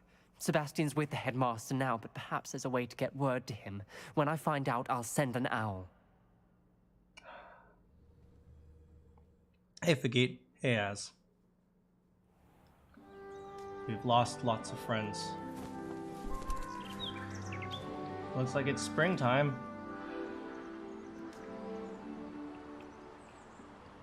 The pretty season, also the season of lots of seasonal allergies.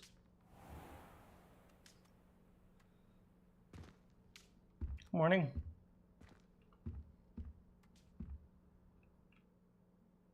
You have completed the end of the story and reached the end of your year. With your owls fast approaching, it's a good time to review your field guide.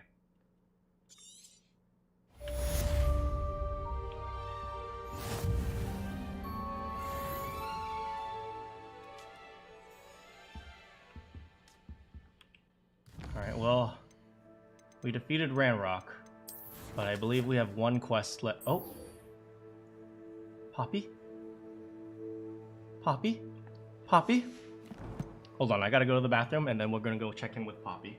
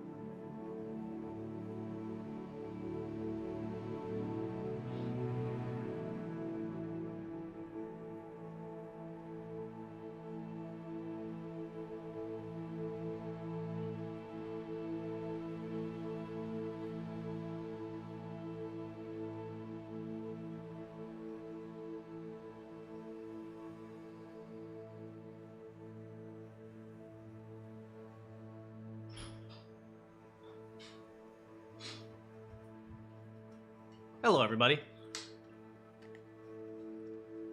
All right, I'm back, and also, you know, I was thinking if you guys were in Quidditch, what position would you be? Lately, I was thinking maybe I'd be a bludger because you know bludgers are those like midfield defense. Defense never gets any props, so we gotta represent the bludger. We gotta represent defense, so bludgers. Also, I kind of want to club people in the head. I have news about Sebastian. Meet me in the Undercroft as soon as you can. Let me check in with Poppy, and then I'll head over to you, buddy.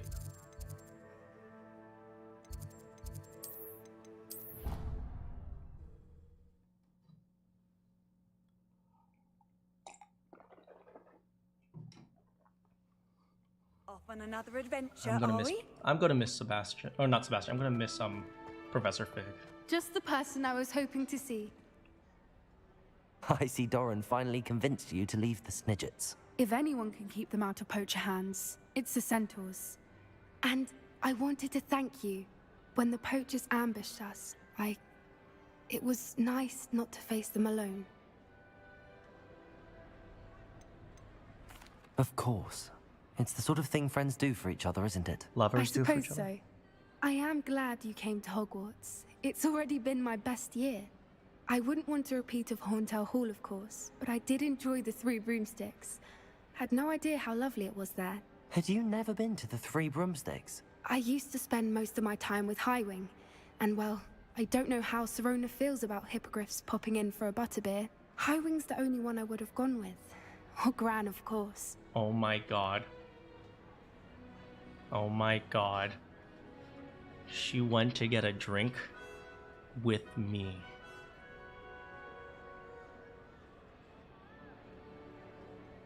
Am I falling in love for like the 9th time?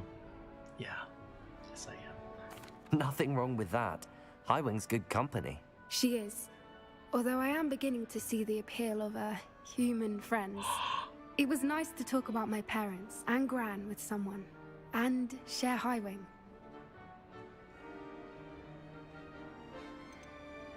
Does your Gran know that we found the Snidgets? I couldn't hold it in any longer. I told her everything. She was livid that I'd been anywhere near the poachers, but she confessed that she was rather envious about the Snidgets. It has all been a pleasure, Poppy. Do try and stay out of trouble. Don't know that I can. We've taken on poachers twice now, successfully. I rather think you've helped me develop a taste for it. And with centaurs as allies, I might actually go looking for trouble. You and I should meet for a butterbeer soon. Perhaps Highwing can join us? That sounds fantastic. Wait, Highwing's gonna be third wheeling? Highwing, I don't know. It's always and Peevesy wants to have some fun. Get lost, Peeves. Alright. Oh boy. Let's go check in with Ominous.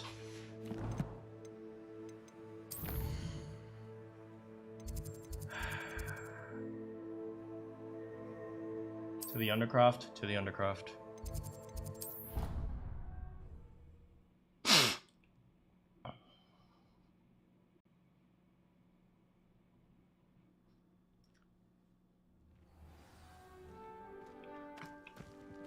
Sebastian, I hope you're okay.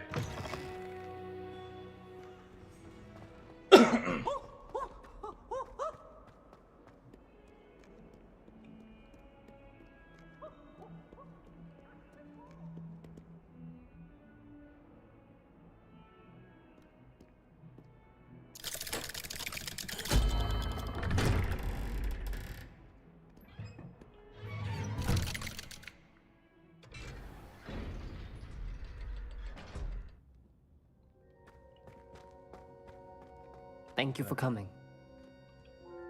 Ominous, I received your owl. What's happened with Sebastian? He's been expelled, and will soon face trial at the Ministry. Although Anne wanted to turn him in, I think now she's torn. I confess I know how she feels. As much as we all wanted Sebastian to face the consequences of his actions. It will never be the same without him. Just standing here in the Undercroft without Sebastian feels wrong.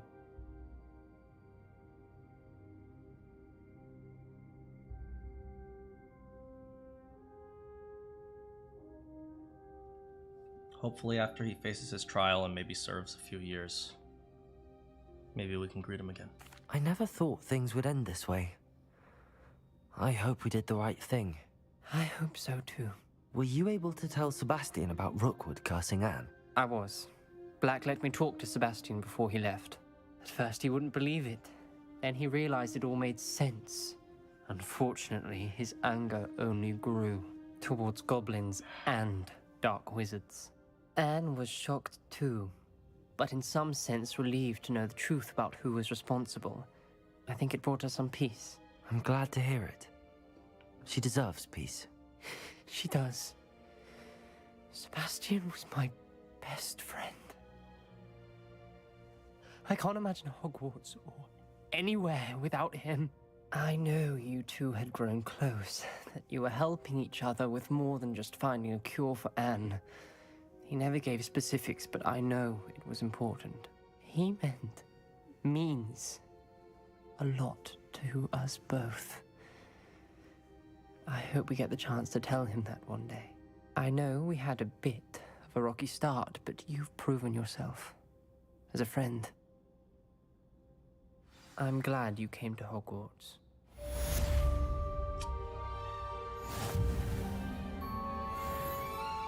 Me too, buddy.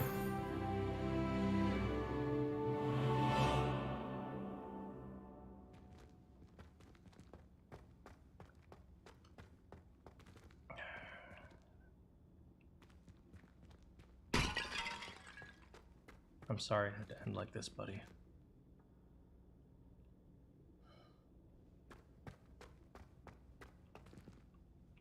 You want a duel for old time's sake? No, I understand.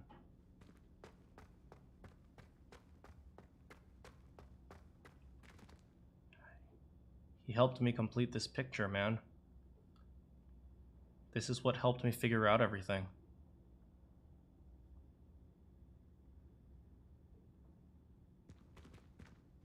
What do we do now?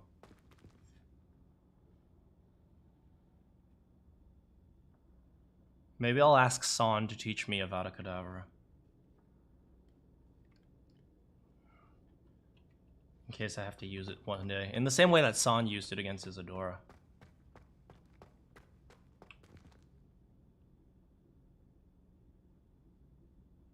Can we go to his trial?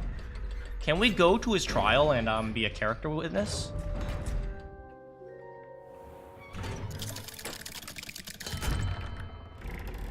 I wonder if the ministry allows that. If we can go to his trial and be a character witness and say Sebastian was, you know, being manipulated by dark wizards. Because to an extent, you can argue that he was.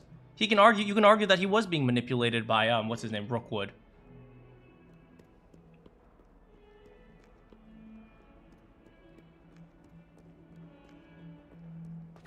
Right, that doesn't excuse his actions, but maybe we can cut down his sentence a little bit. Maybe we can put him in juvie Azkaban, which, he won't have to go to, like, you know, maybe he won't have to face the Dementors. Hey, you know, we know someone who works at Azkaban. Do you guys remember at the very beginning, we had to go to Azkaban to help some people out in order to help, like, a murder case out? We know someone who works at Azkaban. Maybe we can ask her to check in on Sebastian for us. What was that? Oh. Someone set his book on fire. Oh boy. Glacius. Well? They took my book, sir. I wasn't talking to you. Sir, I can We're very sorry, Headmaster. Putting my reputation at risk with your infantile antics. He's a half-blood, sir. The wise rabbit doesn't seek to outrun the tortoise, because it's not necessary. On your way. And you, stay out of their way. If you hadn't been distracting me... I told you, but you wouldn't listen. It's okay. It's okay, buddy. I got you. I got you. Incendio! Dang! Professor Black's glacius magic is strong. Let me try again.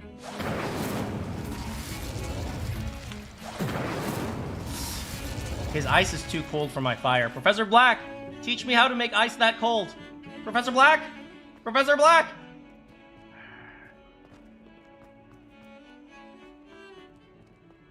Alright, let's go check in with Professor Weasley. I think she's at the Transfig classroom. Yeah.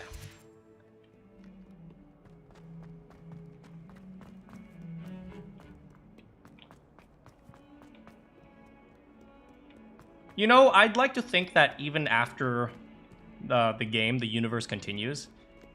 Maybe we can meet up with Sebastian, who was sent to Azkaban. And you know what? Maybe I'd like to think that Sebastian and I started a curse removal agency for cursed witches and wizards. Handy resource indeed, your field guide.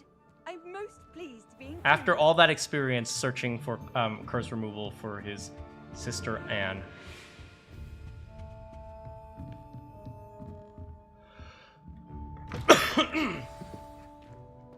Hello. Professor Weasley, you wanted to see me? I did. We haven't had a chance to speak since I know you were quite close with Professor Fig. Hogwarts won't be the same without him. No, it won't.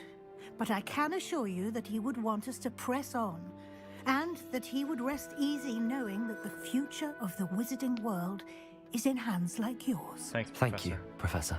You've had quite a year, both inside and outside of Hogwarts. I've heard all sorts of rumors. You've ridden a graphorn, befriended a goblin, rescued hippogriffs. And I don't even want to know the truth behind the rumors that you visited Azkaban. I will have to visit It's more. harder to keep secrets around here than one might suspect. I'm just glad you found such a good friend in Miss Sweeting. It's nice to see her engaging more with her classmates. There have evidently been Snidget sightings in the area lately. If the Centaurs are to be believed, 2 Hogwarts students are behind it. I'm certain I don't know what... No need to discuss it further. What I would like to discuss is your wizard's field guide. May I see it? Of course.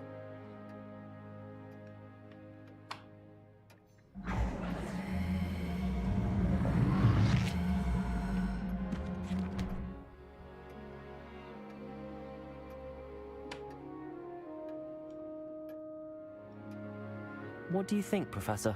I think you've been busy this year. I see some progress here, but quite a bit of your field guide has yet to be completed. Fortunately, you do have some time to prepare for your OWLs. I will confess I had a sense about you from that first moment you came bursting in, late, to the sorting ceremony. I am pleased to see that my instincts were correct. To think you've only been with us a year and you'll already be taking your OWLs, well, it's nothing short of astonishing. Thank you, Professor, for everything. You are most welcome. I look forward to seeing what you do during the rest of your time with us.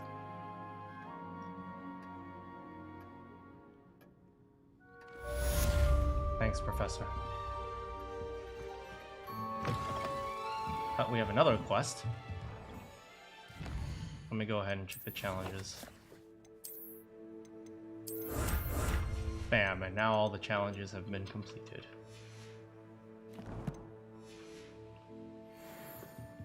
Alright.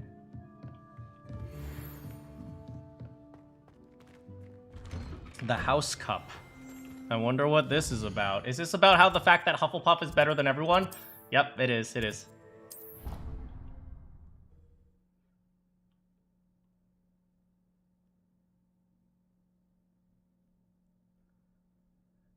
You can't imagine how inconvenient travel was before I invented flu powder. I can, actually, because you just need to walk everywhere.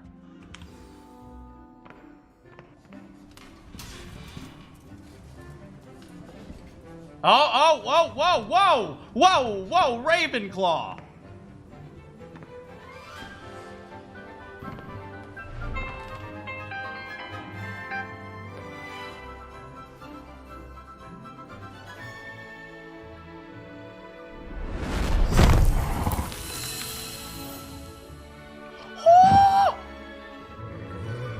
Unicorn!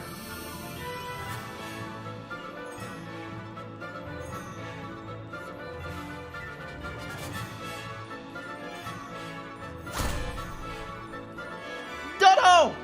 Dodo! Uh-oh.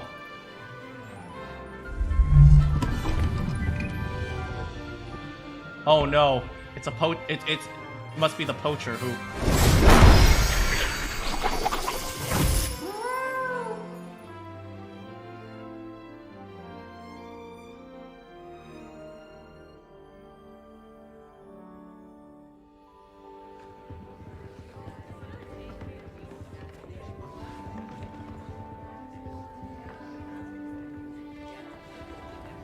Oh, they're friends?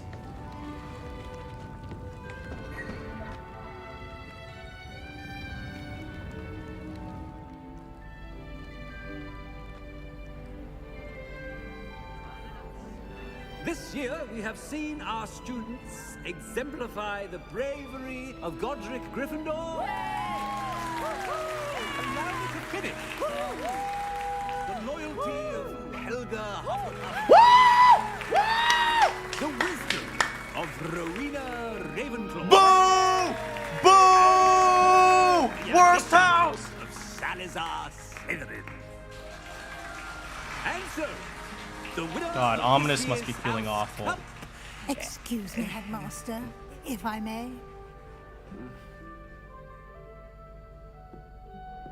One particular student's heroism during the attack on Hogwarts, not to mention the level to which they have excelled in their coursework, as a new student, no less. Well, it would seem that it certainly merits, I'd say, 100 points to their house. Wouldn't you agree? Ah, yes. Thank you, Professor Weasley.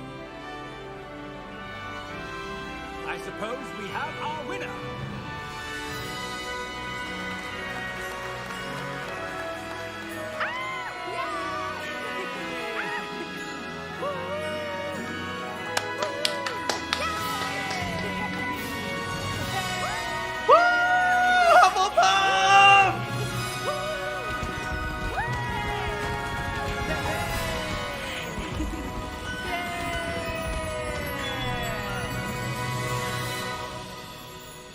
Frickin' Arthur Plumley.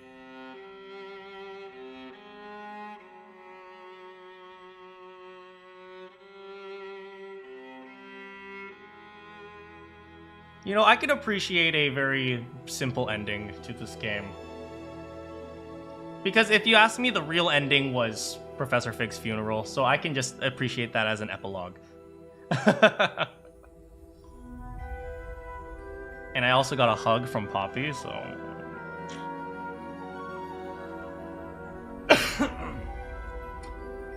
Yeah, ominous, man.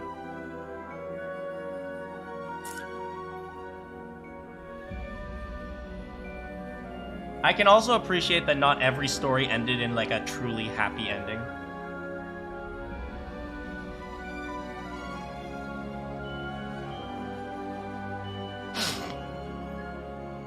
And I could also, you know, one thing I really do appreciate is how they said that, what's his name? Sebastian. Sebastian's not just going to Azkaban. He's going to stand trial, which I think is, you know, that's the reason why we have a justice system. But this was a fun game. This was a really, really good game. You know, just talking a little bit more about this game, I heard that, you know, some people have been protesting this game due to whatever relationship with J.K. Rowling. Like, apparently J.K. Rowling said something, people don't like it, and now they're protesting it.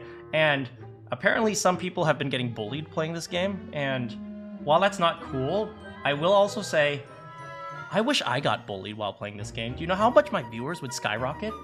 It's like people were all like, oh no, what is it? People are getting bullied. Bully me!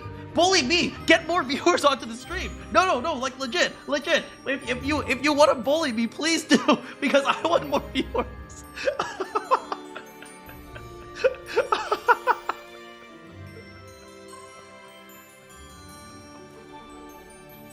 But no. That being aside, I think this is a really, really good game. You call it masochism.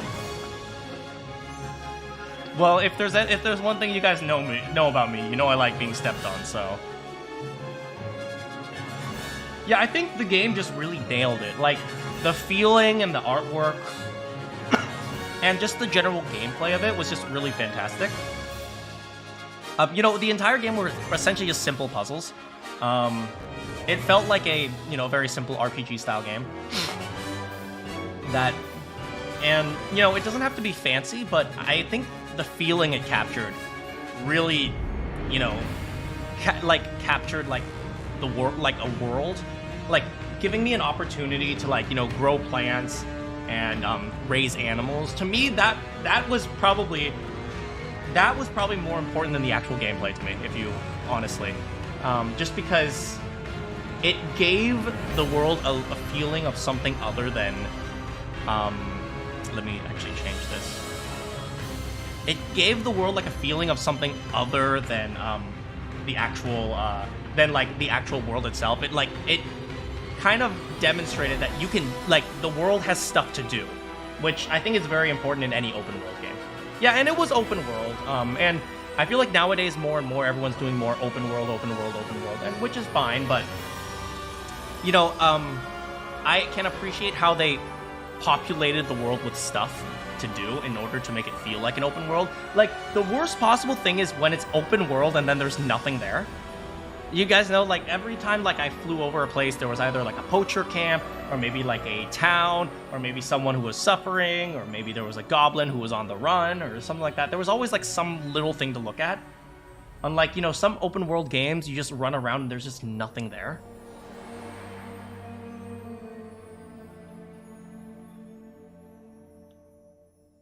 I do, however, wish that they could, what is it? They allowed us to play Quidditch. Maybe that'll be for the DLC. I heard that they were considering DLC, which is exciting for me.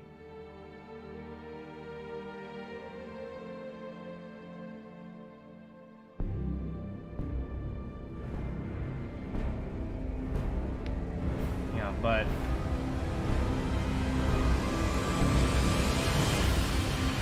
yeah, also, what is it? I'm also glad I purchased the actual DLC expansion pack, which was essentially just was essentially just cosmetics and stuff like that. What's the next game? We will reveal the next game after the credits. because I always appreciate at least having the credits going. Actually, you know what? Screw it. Skip the credits.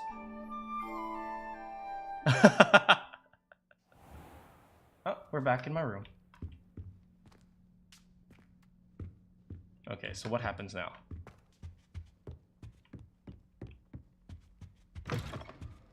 Hey, everyone. Let's see. The quests. Oh. Yeah, and that is it.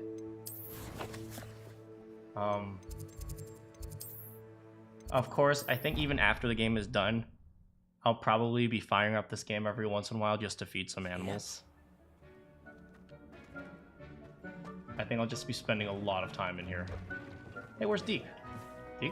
Oh, Deke must be upstairs. Oh, there he is.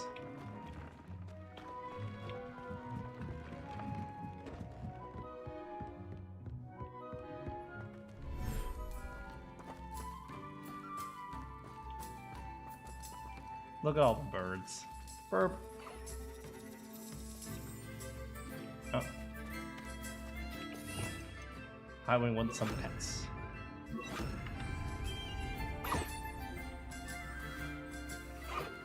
There you go. Yeah, DLC would be great. Oh, Jeff wants some pets.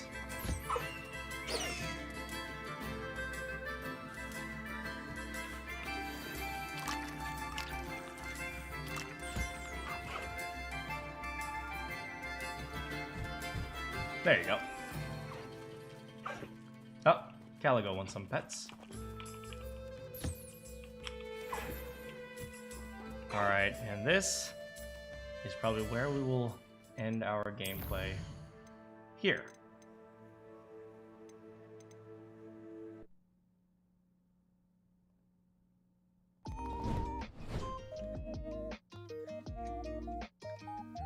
Alright, so some of you all asked, hold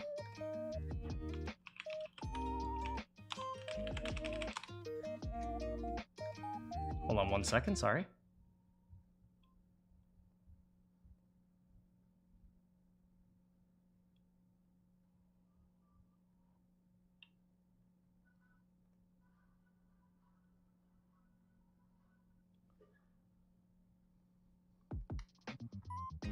All right. So, some of you guys have been wondering what the new game is, and well, I thought about it for a while, and if you have been keeping up with the things I post on my community tab, you'll know that I've been watching several games for a little while, and several RPGs, and you know, just asking around to see what you guys like to see and what you guys wouldn't like to see. And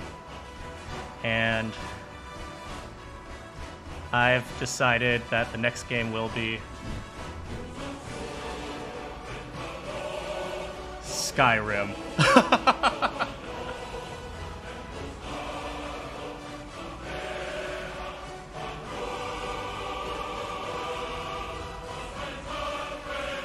Yeah.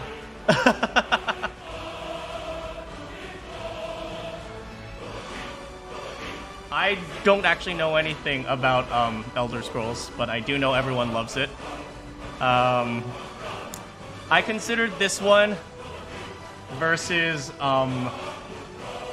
Red Dead Redemption, and I think both of them were really good, but I think Skyrim had a little bit more potential just because I just put out a poll, and that poll had what is it?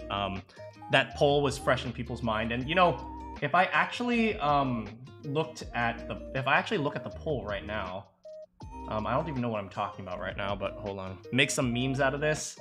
Yeah, if you look at the community tab, the poll, 106 votes. 67% of people said they would watch a stream of a blind playthrough of Skyrim. So that's like, what, 67 viewers? Obviously, that's not accurate because most people, they just vote by just randomly pressing a button and just say, okay, that's my vote. But, I mean, with that many people, I would assume that it's a reasonable number of people who would be interested in watching this. So yeah, hopefully you guys enjoy it. As much as I will enjoy it. As you guys know, I know that Skyrim, one of the big components is building your character. And you guys know that I do weird things with builds. Like, I might go an all speech build where we just talk to the dragons. It's like, I want to attack you. No, you don't. Oh, yeah, my bad.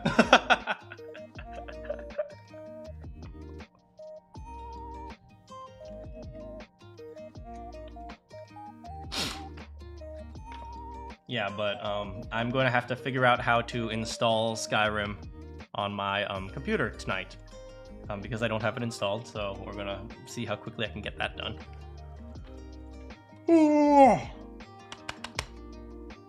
Yeah, but we'll see what type of build I decide to make. I don't know anything about the power system. I do know, like, the more one-handed swords you use, the better you get at them. The more two-handed swords you use, the better you get at them. The more, like, defense you use, or the more bow and arrow you use, you get better at them. I suspect nobody uses the bow and arrow, which is why I'm probably going to use the bow and arrow.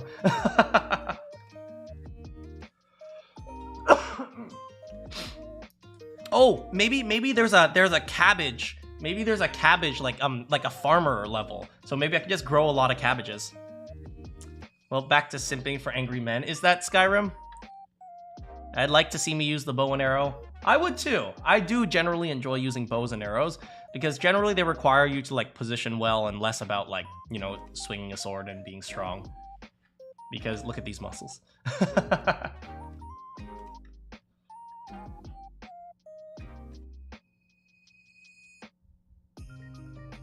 Do you guys know a lot about Skyrim? I actually do not. I know a little bit about Oblivion, mostly through the memes. Mostly the ones where they have, like, some random guy going, "Have you heard of the High Elves?" And then he just goes back to his own business.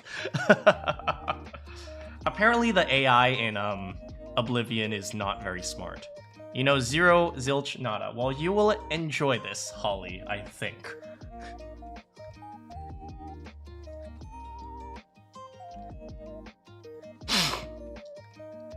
Have you heard of the High Elves? Oh! I'm sure you'll enjoy it. It's an RPG just like every other RPG. Which is, you run around, you kill things.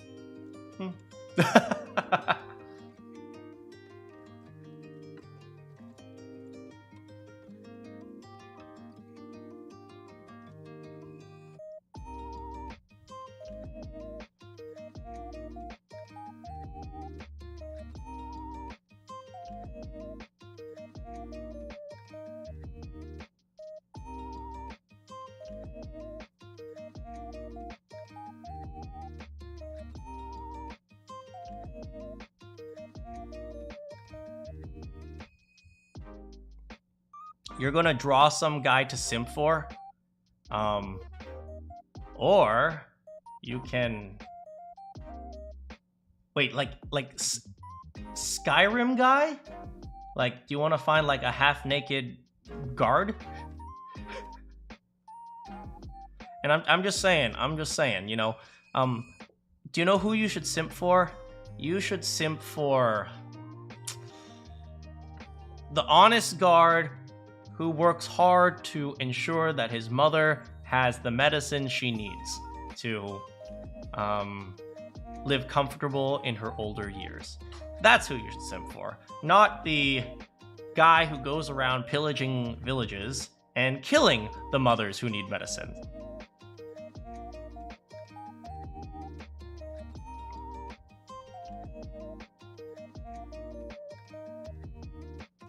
I'm telling you, those honest 9-to-5 workers, they're the hottest. They're the hottest, man. What wouldn't you do for that day coat?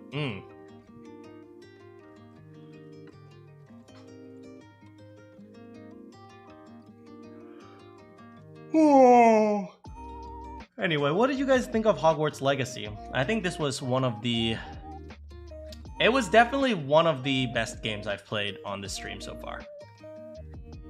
At least in my opinion.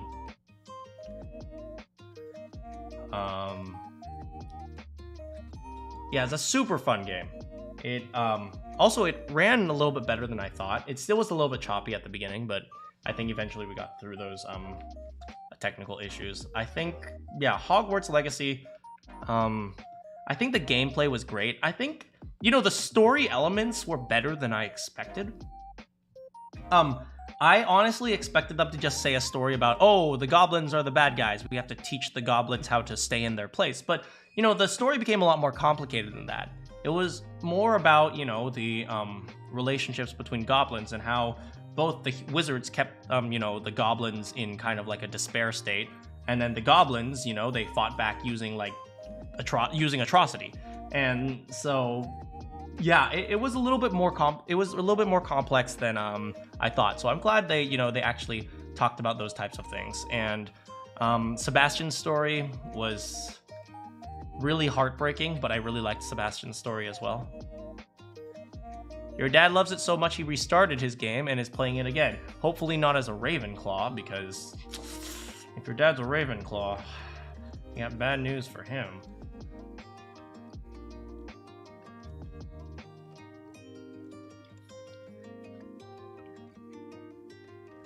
I mean, if your dad's a Ravenclaw, he's never having kids. Sorry.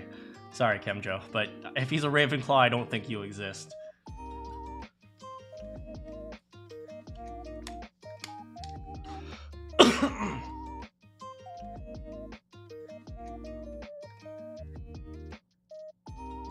But yeah, Sebastian's story was, it hurt, man. It hurt because I think, you know, those are stories that you see happen. You know, people who they justify evil by using good intentions. That happens a lot. I think he's still a Gryffindor. I'll let him pass then. He gets a pass.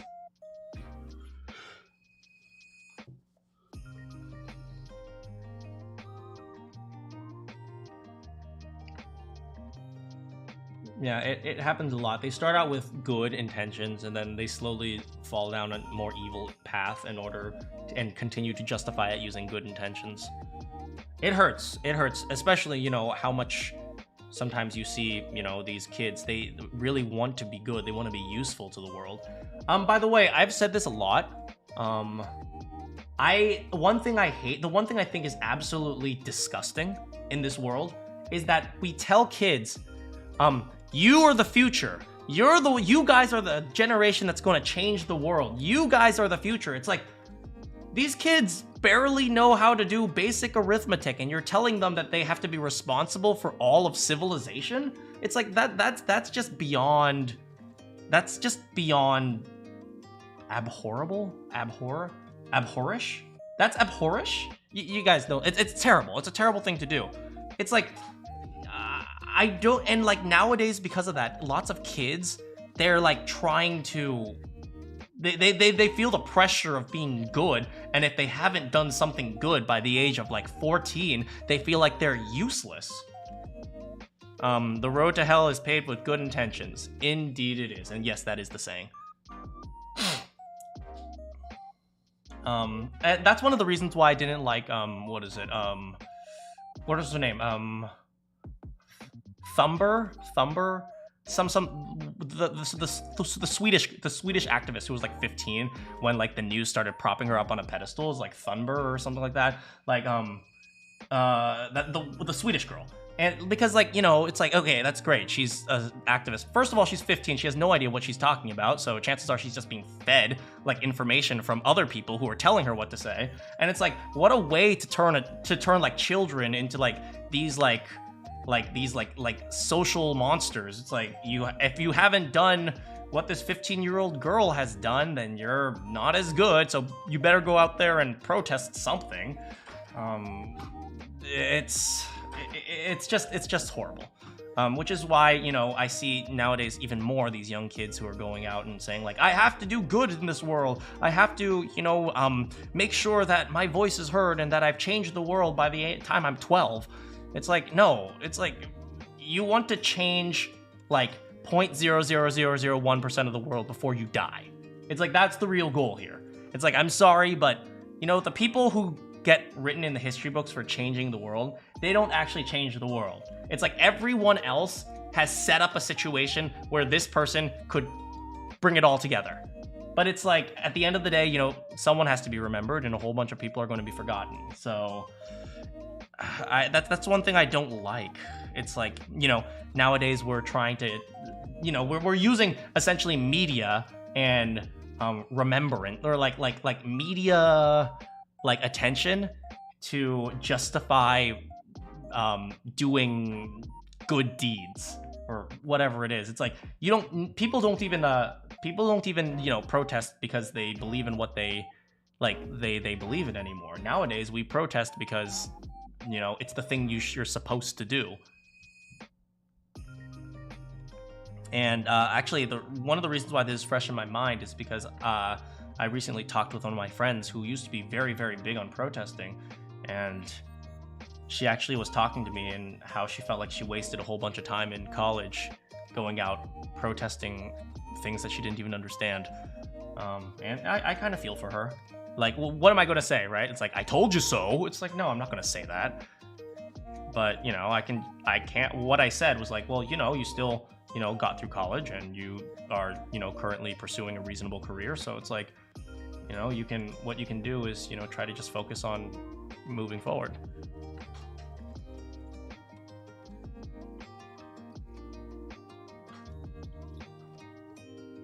You know, well, that's one of the things I hate about, you know, I told you so, because there are so many situations where I want to say I told you so, but like you can't because it's too late. It's like, I told you so. It doesn't make the world better. It just means I told you so. It's just a spiteful phrase. And it's a spiteful phrase I want to say a lot, but you know, what is it? The dad, your father tells you not to do something, and then you're like, I'm gonna do it anyway, and then you get hurt, and then your dad's like, I'm not upset, I'm just disappointed in you.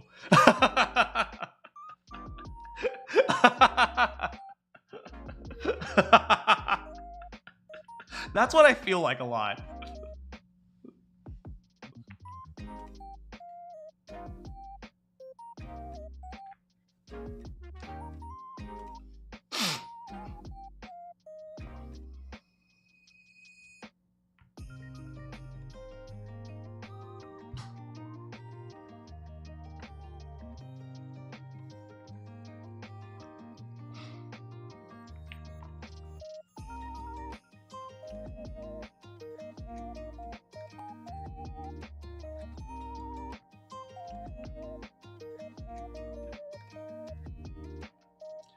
Yeah.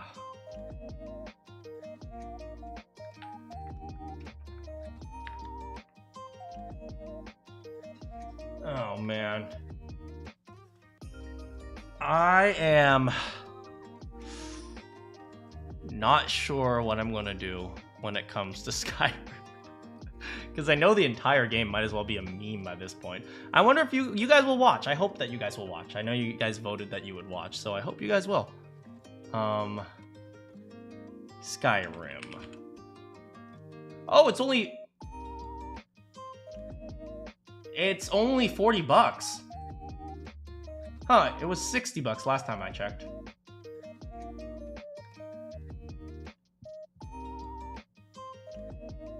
Includes Skyrim 5 Anniversary Upgrade, Skyrim 5 Special Edition. You would watch any games? Oh, thank you, Kioma.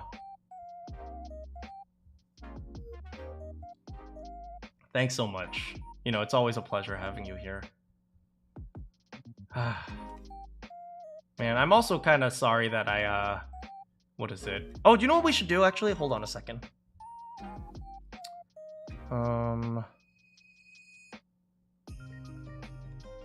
We should do a, since we have some time, why don't we do a, where is it? A poll. We'll look at some of the poll results. Let's see here.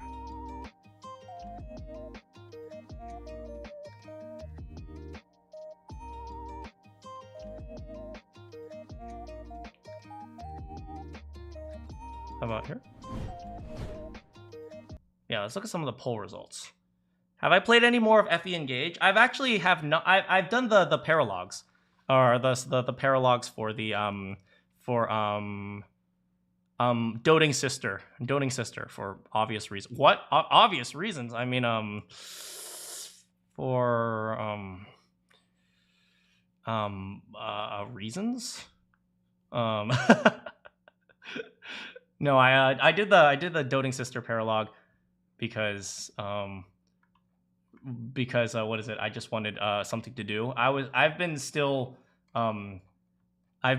keeping it to mostly to myself, just because or I've just been what am I even trying to say? I've been trying not to play too much just in case I ever get to play it again, but chances are I'm going to just eventually play it off by myself. Oh, my face cam. Hi. Hold on a second.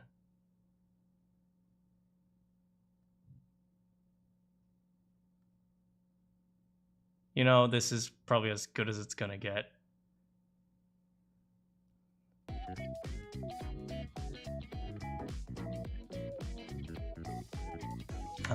Let's see here.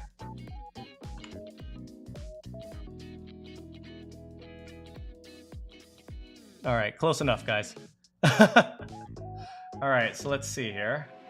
I forgot where was I last left off. But I think we got, did we go over which is cuter, Doug Trio or Wug Trio? Because you guys voted for Doug Trio, and I'm not sure about that one. Oh, and there's my pick me struggling with an all-nighter with Marianne for, just ignore the fact that Marianne's there. All right, but let's see here. All right, so let's, you know what, let's go from here. Kratos is on vacation. Who will fight the gods? 70% said Master Chief. I suspect those guys are youngins because they don't know the power of frickin' Kazuma Kiryu. My boy Kiryu, oh my god, he would step all over them gods. Unless they were female, because we know that the creator says Kazuma Kiryu would never punch a female. And Lara Croft, I don't know why I put her there. There was no chance. Who is a bigger beach bum, Radchu or Dude Trio? You guys didn't think Dude Trio? Look at, Shaw, bro. Oh man, look at them gnarly waves, bro. It's like, Dude Trio is not a beach bum? Excuse me? I can't believe you guys thought Dude Trio was less of a beach bum than Radchu. You guys are beyond absurd. Next up, who gets more girls? Brock or Master Roshi? And 70% said Brock. You know what? Fair enough. Who's more edgy? That's right. It's me, Shadow the Hedgehog. I drink edges for breakfast. Yep, Shadow. Sephiroth, look at Sephiroth. Sephiroth has freaking one angel wing, has like a sword longer than his like freaking body, and you guys still think it's Shadow. I'm Shadow the Hedgehog. What is it? The vampire prince from the vampire. I still remember the fanfic that we read together. I'm Shadow the Hedgehog, the vampire prince from the vampire mansion. I just realized I accidentally turned off the thingamajaggers. Hold on one second. Where is the microphone alert box, Chrome capture, chat? There it is, chat box. And we'll go back to here. There, now the chat box should be active. Yeah, the chat box should appear just if you guys type something. Thanks, Az. Okay, who rules the road? Taxi Mario or Car Kirby? Car Kirby. Car Kirby. Sorry, Mario, but it's Car Kirby. Car Kirby. Car Kirby can like blow people up. Let's see. Who's more likely to suffer from PTSD? Ash Ketchum or Yugimoto? And Quirby. And I get like, yeah, Yugi Moto, I can totally see that because he's sharing his brain with essentially like a 1,000-year-old Egyptian demon. Yugi literally saw someone walking. Oh my god, you are absolutely right about that. He literally saw someone. But then again, Ash has died like canonically 7 times. So I don't know which one would suffer from PTSD more. Ash has like literally canonically died. Then again, kind of Yugi has too. Like if we consider the Shadow Realm like hell, Yugi has like been like banished to hell like 4 times. Ash can't survive Thunderbolts. And he did have his grandpa captured. But then again, Ash's dad is a deadbeat. I don't know. But you know, I would agree with either one. Next up, who does Seto care about more? Mokuba or Blue Eyes? Blue Eyes. Sorry, Mokuba. Blue Eyes. Blue Eyes.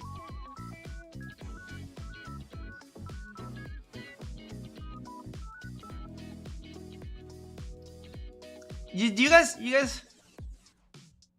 guys remember, what is it? Mokuba was captured, and then Kaiba was all like, and then Kaiba was all, but like, oh wait, Mokuba was captured and Kaiba was all like, eh. But then Kaiba found out that someone else had a Blue Eyes, and he went into like a spiraling rage. It's like, no, it's definitely Blue Eyes. Who is dumber, Patrick or Cosmo? Do you know, at the, in the, I think the original pilot episode, like the pilot, like the not the pilot, but the producer demo, the demo for the producers, I forgot what you call that. Cosmo actually isn't stupid. Cosmo's just silly. But for some reason, as the series went on, they just made Cosmo dumber and dumber and dumber. Just because, you know, you Flanderize characters sometimes, yeah, you know. But yeah, Patrick is just dumb. Patrick's just dumb. Who would you rather fight? Pyramid Head or Freddy Krueger? I don't know very much about these monsters, to tell you the truth. I just went to the Dead by Daylight subreddit and looked up the monsters. But I do know Freddy Krueger like kills you in your nightmares. At least Pyramid Head is real.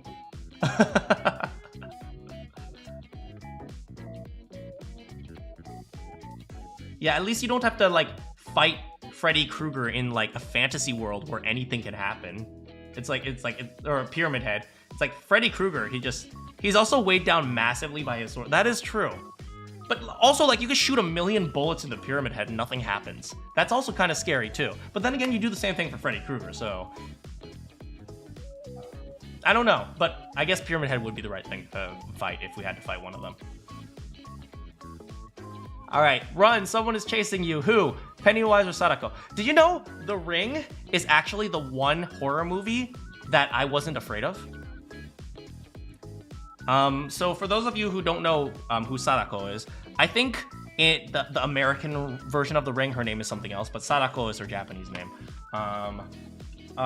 You know, in The Ring, it's a movie about a girl who was thrown into a well, and you know, she had to crawl out, and she was unable to crawl out, so she cursed a VHS tape so that whenever someone watched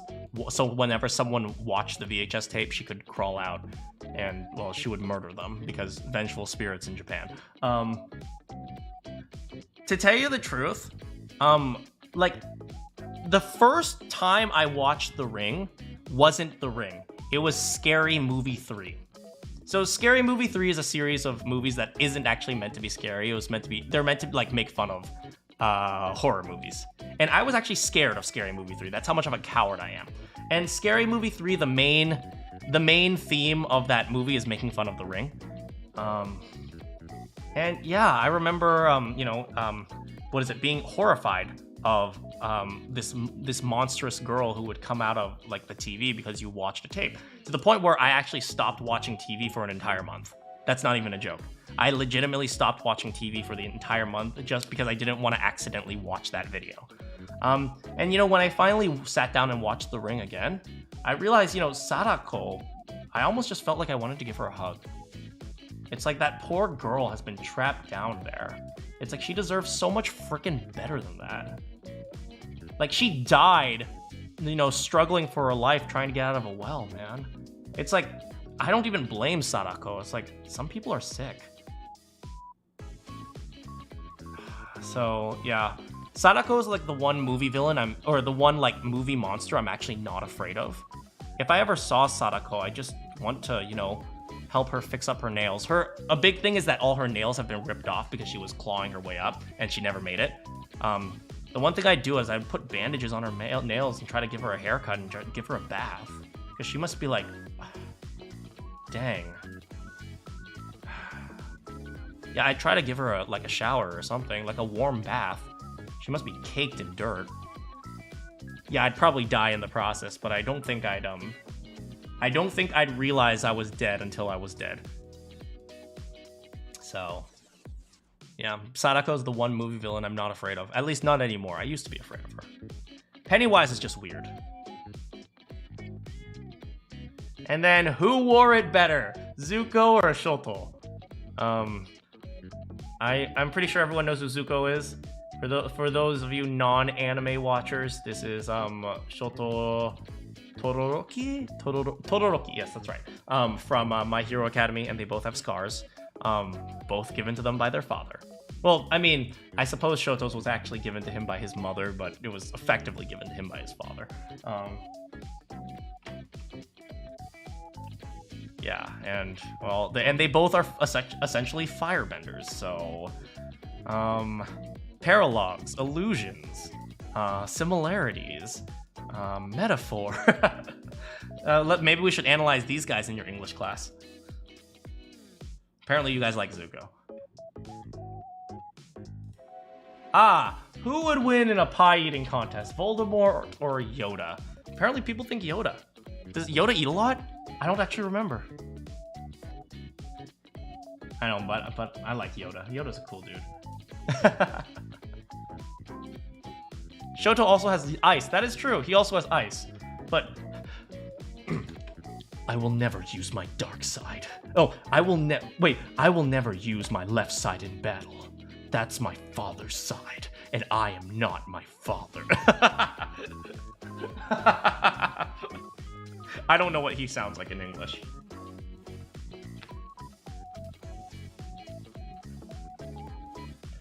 Which is more badass, Red Dead Redemption or GTA? Apparently you guys think, you know, the Wild West is more badass than stealing cars in 2020, which, I mean, fair enough. I do say I can't wait to stream this with you guys, even though we're doing Skyrim first, because I have a lot of, you know, I hope they do the justice. They do justice to the culture back then. And who would win at Smash Bros? Kiryu-chan or Majima. And apparently you guys think Kiryu is better at video games than Majima. Do you guys think Kiryu would beat Majima if they were playing Smash Bros? Who do you think Kiryu would choose?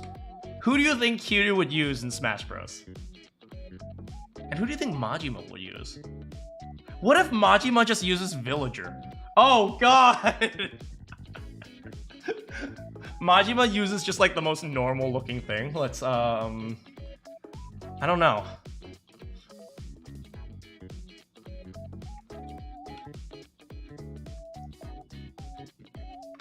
I don't know. Anyway.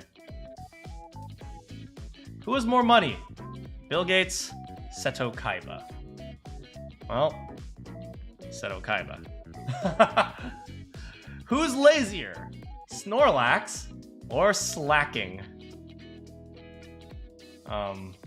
Well, you know, I was shocked to see how much it was skewed in Slacking's favor. I think a lot of people justify that Slacking's ability was truant, but him being a jerk, oh well, I guess it is laziness, huh? But is he not doing things because he just wants to piss people off, or is he not doing things because he's lazy? Because those are two very different things, right? You can be actively lazy.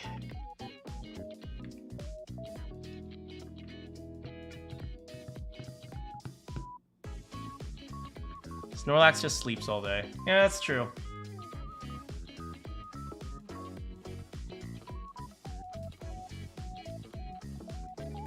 Yeah, do you guys remember, what is it? Snorlax's attack in, no, it's not Snorlax. Slacking's attack in, Pokemon Scarlet? He just reaches out his hand and then his body just flies forward. He doesn't even move, he just stays like this. Ah!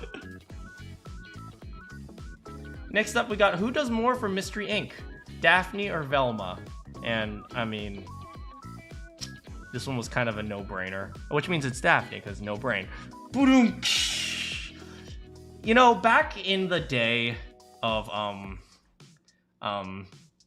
Scooby-Doo. I sound like an old boomer. Back in my day, Scooby-Doo. Yeah, you know, these characters were all just stereotypes. I'm not sure if it was actually specifically mentioned that Shaggy was supposed to be a druggie, but I mean, like, I think that the trope was there.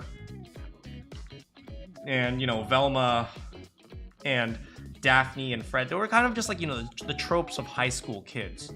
You know, we don't really think of them like this, but they are high schoolers, right? They were high schoolers in this. Like, they look very different nowadays, but they were originally high schoolers, I think. Ah, here's one. Who's a good boy? Apparently, y'all think Fido is a good boy. I mean, Fido's a pretty good boy. I mean, let's be real here. Fido's a good boy. Who's a good boy? Who's a good boy? Who's a good boy? Fido's a good boy.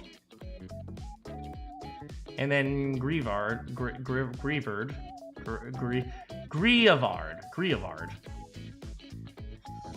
Fido also gives you cell service. Wait, what? No, what?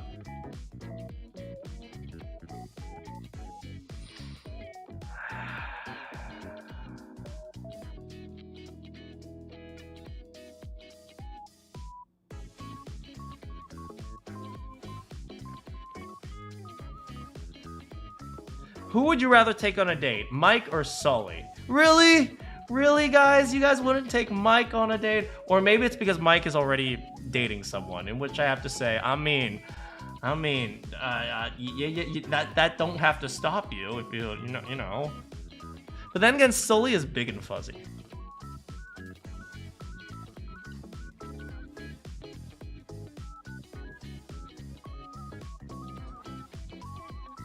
Mike has a girlfriend. That doesn't matter. That doesn't matter. You know me, Hufflepuff loyalty.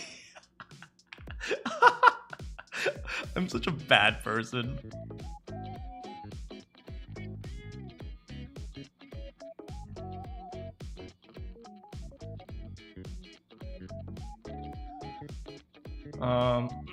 Who's the true Keanu? Happy Keanu or sad Keanu? You know, this picture of sad Keanu, is actually just him eating a sandwich. Like, he's actually said this several times. He's not sure who caught this picture of him, but you know, he was just eating a sandwich at the time, and he didn't want the sandwich to like fall out of his hands or something, so he was just kind of looking serious or something like that. What do you guys think of Keanu? Is he a saint or is he a sinner? I think he's a saint. Keanu is a...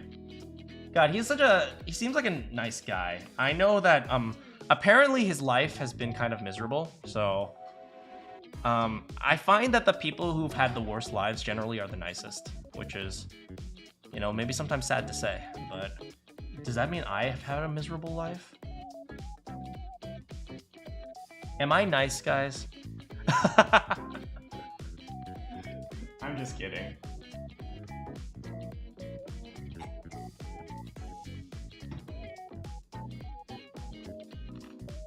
In between. That's probably the best answer you could have given.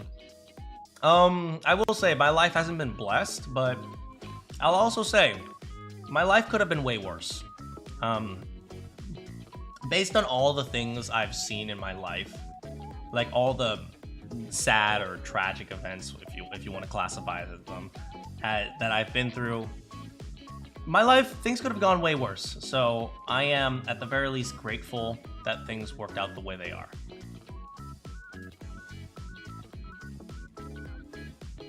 All right, who would win, Naruto or Ichiraku Ramen Guy? And I mean, we all know what is the result of this one. What happened? We beat Hogwarts Legacy, and it was a fantastic game. Darn, you're coming in just now. Darn, well, welcome. What time is it for you right now, R2?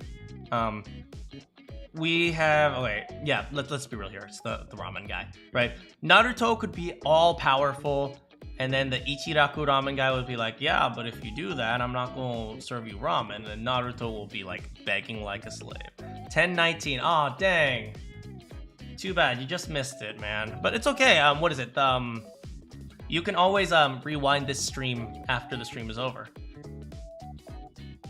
But it was a really great ending. So hopefully you can, check it out. Super epic ending. Have I tried udon? Yes. Yes, very much so. I lived, when I, was living in LA. Actually, well, my sister lives very close to, a very large Japanese center. So we have udon all the time. I prefer more of a soba. I prefer more soba noodles. Oh boy, now I'm getting into the whole soba versus udon debate, which is which is not a Japanese debate at all. Nobody in Japan debates soba versus udon. It's such a non-Japanese debate. Who will be your Valentine? I put this on Valentine's Day. Rosalina or Pauline? I mean, I'm gonna be real here.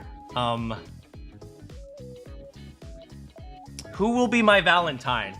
Az says just eat both, in which I say, Az, I like what you're thinking.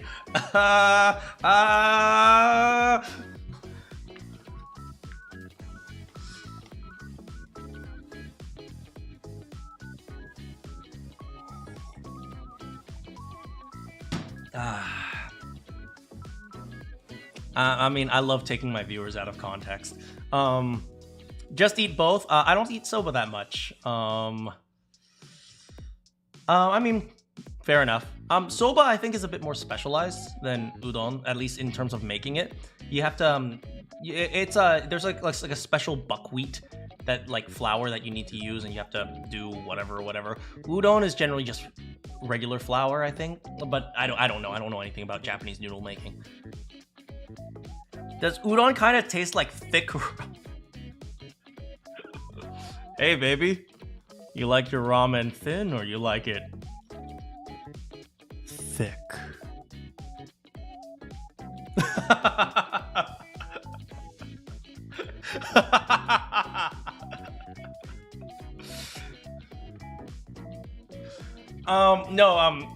Udon and ramen are very different tastes.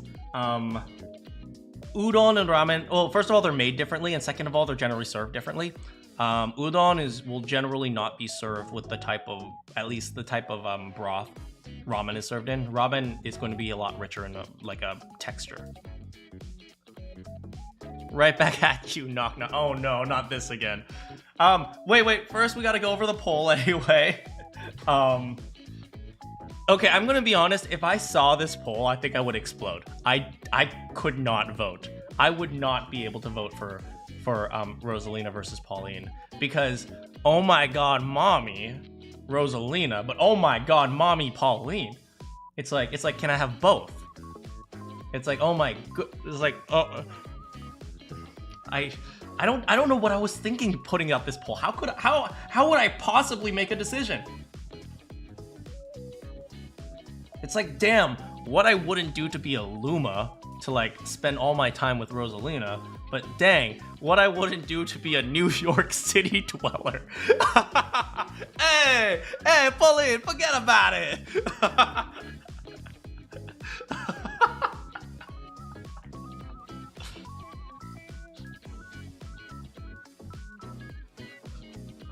Hey, I'm walking here, Pauline. Maybe that, I couldn't decide. Maybe that's why I posted it. Maybe. Knock knock.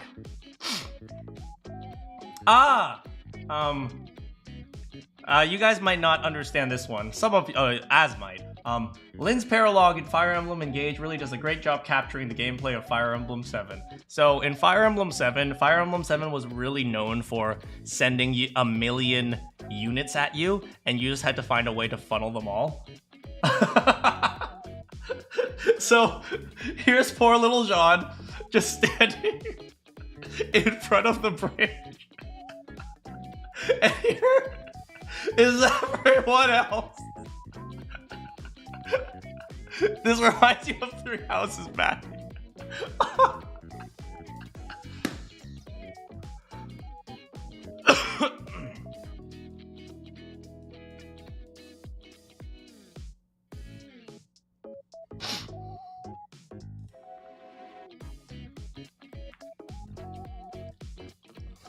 Same turn reinforce. Oh man, good times, good times.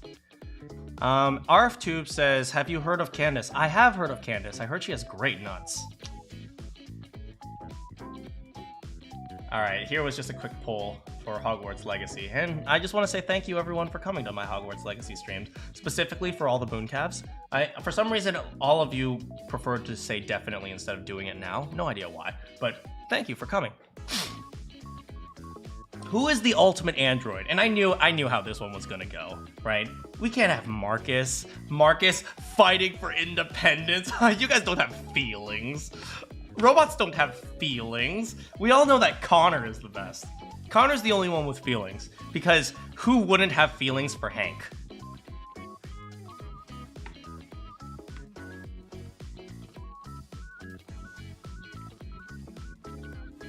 Right?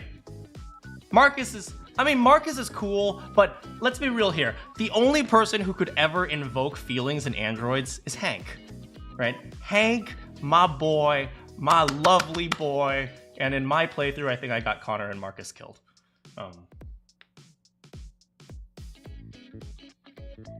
Kara survived, though. Kara survived.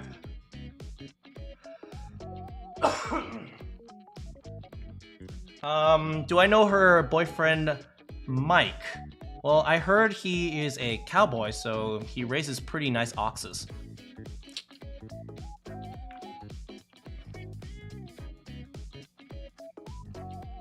Next up, who is a better mentor, Iroh or Jiraiya? And I agree with this, you know. Me, sir, I am not a Sigma.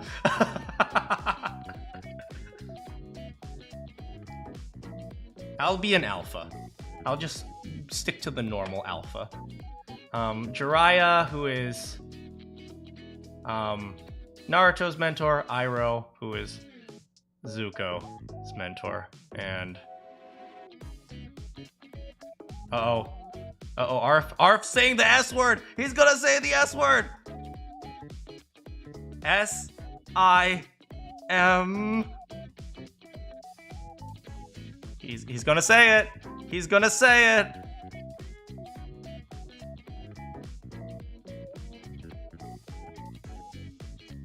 Yeah, but anyway, Iroh was actually a really dark mentor. If you guys actually, you know, watched the all of SIMP. No! I do like Jiraiya. Jiraiya was great. But, you know, he taught Naruto how to fight, and, you know, he kind of gave Naruto someone to look up to. But I feel like Iroh, like, he was a mentor not just for Zuko, but kind of like a mentor for the audience as well. You know, he kind of like pulled the philosophy of the world into his character. And, you know, he was, by expressing that, he was also kind of expressing, like, kind of explaining how people thought in that world. And I thought that was kind of cool. And, you know, Iroh, the way he expresses philosophy is a lot more adult. Because, you know, he's trying to explain it to a teenage nephew and not this child named Naruto. But you guys will notice that as you guys grow older, parents especially, but, you know, older mentor figures, they do this sometimes. You'll realize that, you know, at the beginning, they'll say things like, oh, you should believe in yourself, or you should just work hard, or you can do it. And then they'll start to shift into more realistic ways of thinking when they're talking to you. It's like, you can do it, but you know what? Sometimes things aren't going to work out. It's like, it becomes a little bit more darker and a little bit more like serious and a little more realistic. And that was something that Iroh captured that Jiraiya didn't do as much. So yeah, I do appreciate that Iroh, you know, his nephew was on an impossible task, right? He was given, his punishment was essentially to do something that was impossible. And his dad was essentially laughing at him as he was saying, oh, go capture the Avatar. But nobody's seen the Avatar for 100 years. So it's like, he was never actually going to accomplish it. And that's actually maybe the saddest part of Zuko's story. For those of you who have seen Avatar, it's not that much of a spoil. I'm not really spoiling anything actually, but spoiler. I'm going to move forward with possible spoilers, but perhaps like the saddest part of Zuko's story is that the fact that he didn't realize that when his father said, "Go capture the Avatar," that wasn't him saying, "I'm giving you a chance." That was essentially his father saying, "I don't want you anymore." And that's maybe the darkest thing that you could think of, really. It was essentially, and you know, even as he said, even as he's, you know, as he had to deal with that, he still believed that he would one day return home and his father would love him. So Iroh was really a parent, man.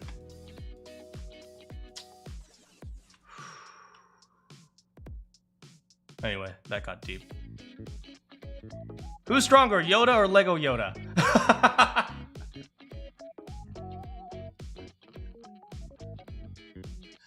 Most of you guys say Lego Yoda, and I agree, because you can step on Yoda and that would hurt, but if you step on Lego Yoda, oh, that's gonna hurt. There's also Asuka. You mean his sister? I don't think his sister... What was his sister's name? Hold on one second. Zuko sister. Azula.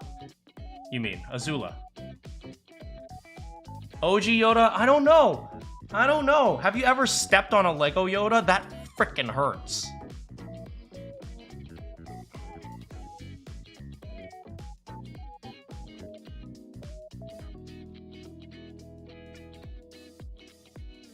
Yeah, I'm inclined to agree with Lego Yoda. Lego Yoda's definitely stronger. Hey, let's not push so much on those jokes, ARF2, but okay, fine. One last one. Okay, who's Howard?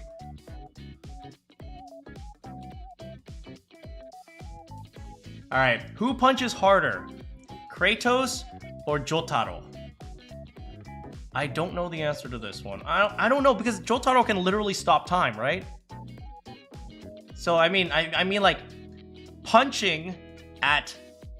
If you punch with any amount of velocity forward within an infinitesimally small period of time, isn't that an infinite punch? Isn't that infinite power?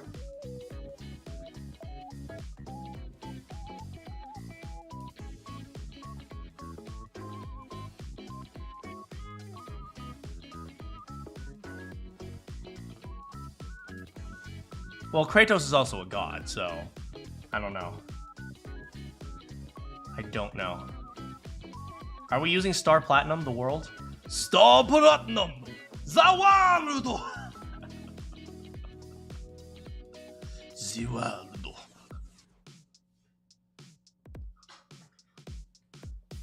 I'm not sure I understand the joke. Are you sure I'm not responsible for any trauma? I'm not sure what that means, Arf. Alright, next up, which universe would you live in? Pokemon, Naruto, or Avatar? Can someone explain? Can someone explain why you would prefer to live in Pokemon than Naruto or Avatar?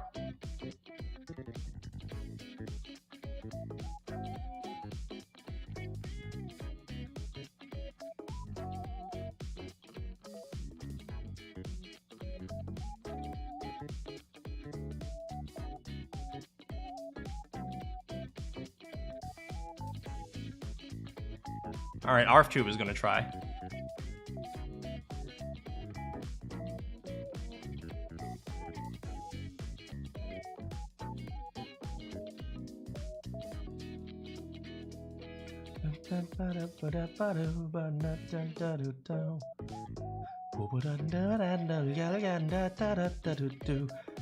Naruto is always attacked by demonstrations and fuck. That's a good point. There's a lot of people who are all like, I want to make an example of the world, and so they destroy an entire village just cuz. Avatar people shooting elements out of their hands. I mean, that's not that different from like a gun. Actually, isn't that the I remember, isn't that the kind of the premise of Korra? That they didn't like that people were like using their elements. And so they were like, you know, trying to fight back. Pokemon is N? Oh, Pokemon is demons.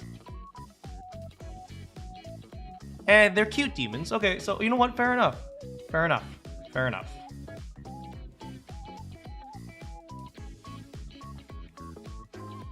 Fire Nation is... That's true. Fire Nation is kind of like a... I will be honest, Fire Nation is kind of like Dub Dub 2 Japan. Just conquering everything with the technology that they have. And you know, Fire Nation actually conquering makes sense. If you guys know, if you guys studied WW2 in Japan, one of the biggest reasons why Japan attacked everywhere is because they have no resources, right? They live in an island. There was absolutely no way for them to actually gain any strategic advantage in terms of resources. So they needed to fight in order to, you know, expand their ability to produce or manufacture, which is, you know, essentially what the same thing that the Fire Nation was doing. But you can have tournaments. I mean, they have fighting tournaments in Naruto, just people die.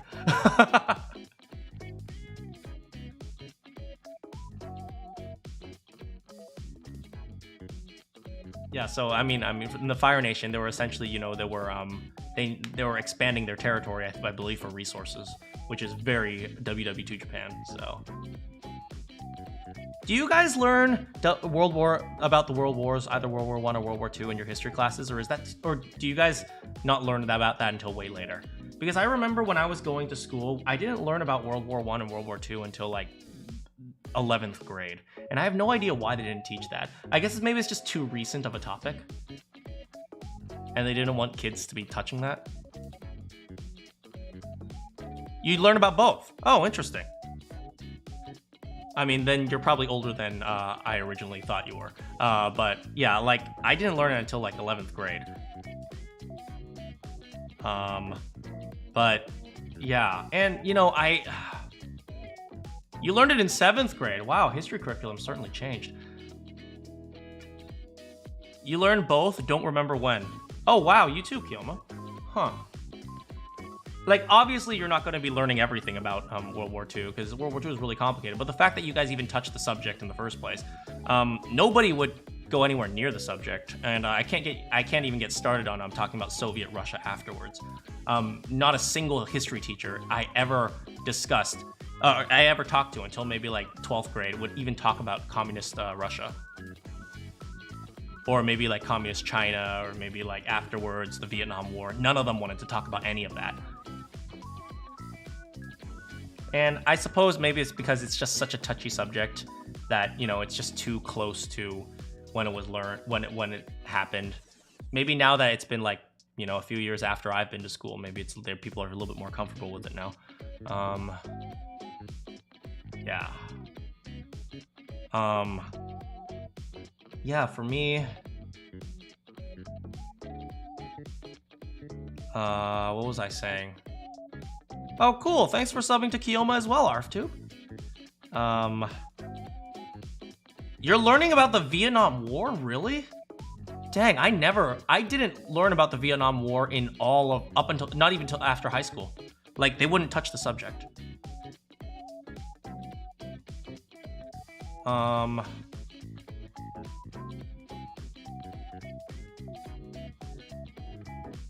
Yeah, Vietnam War was certainly an interesting war. It was I suppose it's not really a pleasant thing to talk about, because it's an entire war of moral contradictions. And it's not, well, I suppose if you don't suspect that children are mature enough to understand the general implications of the Vietnam War, you wouldn't teach to them. Fair enough, I was a very immature kid. what was I saying? Yeah, you know, my history curriculum was honestly, it was very childish. It was, things like, after the Civil War, slavery ended. And then people went down to the South to teach the slaves about education. And then all the slaves came together and they learned. And then they started opening their businesses. And then after that, nothing bad ever happened again. It's like that was my history curriculum. It was essentially just this watered down, dumbed down, like happy story of like life. It's like, oh, and then the Boston Tea Party, where the Americans threw the tea overboard, and they said, "Don't tax me, you twat." And so the British said, "No, because we need money, and the Americans didn't want to be stolen from." So they fought, and they won. And thus the Americans became free from the tyranny known as the United Kingdom. What an awful place. Luckily, America was fantastic. There's Gilded Age. What is that? Glided Age? Glided Age. The American Glided Age. Oh, it's an HBO series. Between the old ways was a period of economic change, great conflict with old ways and brand new systems, huge fortunes made and lost. Oh, it's a story about the 1880s. The 1880. Gilded Age. Yes, I was thinking that was what I was thinking. Gilded Age. You know, people don't really talk about that era because it was an era of. It's a lot more touchy and bad than most people realize. But you know, it was a big economic era, the 1880s. But lots of bad things happened. One of them was actually, I don't want to say, I don't want to say the end of slavery was a bad thing, but it definitely was a lot more complicated than most, history subjects. History books would realize. A lot of people, they say something like, oh, slavery ended and then there were no more slaves. It's like, what? Do you think the slaves just walked out and they're like, oh, okay? You're like, there was a lot of resistance to that. There was, for example, a lot of slave owners resisted the end of slavery and with incredible violence. What else happened? What if if the slaves left? What do you think they're just going to take out their resume and get a job? Most of them were uneducated. Like even if they did get educated by churches or schools that were going around educating, what you think they would miraculously learn that in a day? No, a lot of slaves that left their plantations or their houses, what happened? They just eventually starved to death because they had nothing else they could do. At the very least, the slave owners fed them and housed them. What else happened? Well, here's another thing that happened that you guys might not know about because I doubt that your textbook would teach this. After the Civil War, lots of Union soldiers went down to the South and they captured former slave owners and tied them up to stakes or whatever and asked for former slaves to beat them.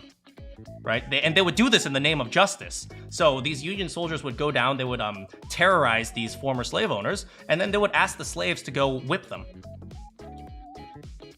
And they would do this in the name of good. It's like, we're doing good by, having people whip you. And a lot of people down in the South were absolutely horrified of these types of things as well. Like they were horrified of retribution. It's even what is it? The people who even like the people who didn't have slaves. It was a nightmare for a lot of people in the South for supporting the South.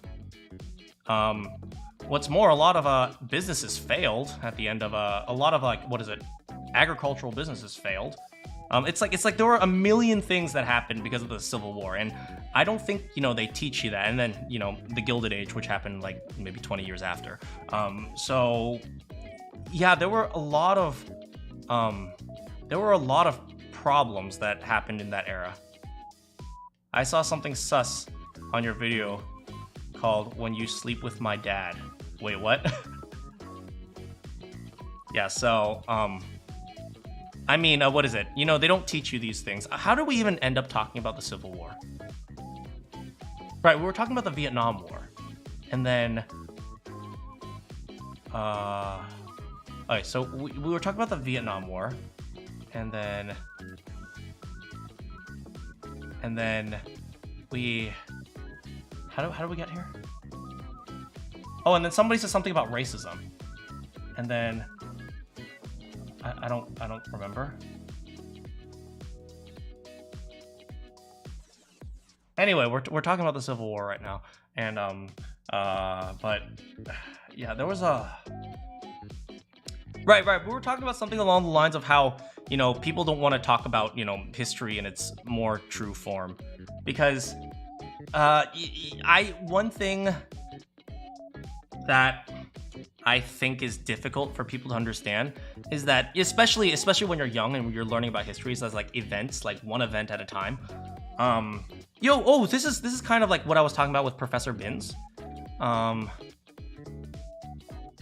So it's like, what was I saying? Like, yeah, like you learn like one event at a time, and you don't realize that, you know, at the end of the day, it's not really who's a good guy and who's a bad guy, because, you know, history is essentially virtually all bad guys and virtually all good guys at the same time. And I think it's kind of sad to see that, you know, the way, well, I don't think it's sad. It's you know, it's childish to view it in the lens of this guy was the good guy and this one guy was the bad guy, and so on and so forth. You know what the naturalization test is? I do know what the naturalization test is. Are you talking about like the test in order to get become a citizen? One person said their cheeks hurt. Oh, come on, don't be immature. You know what that means.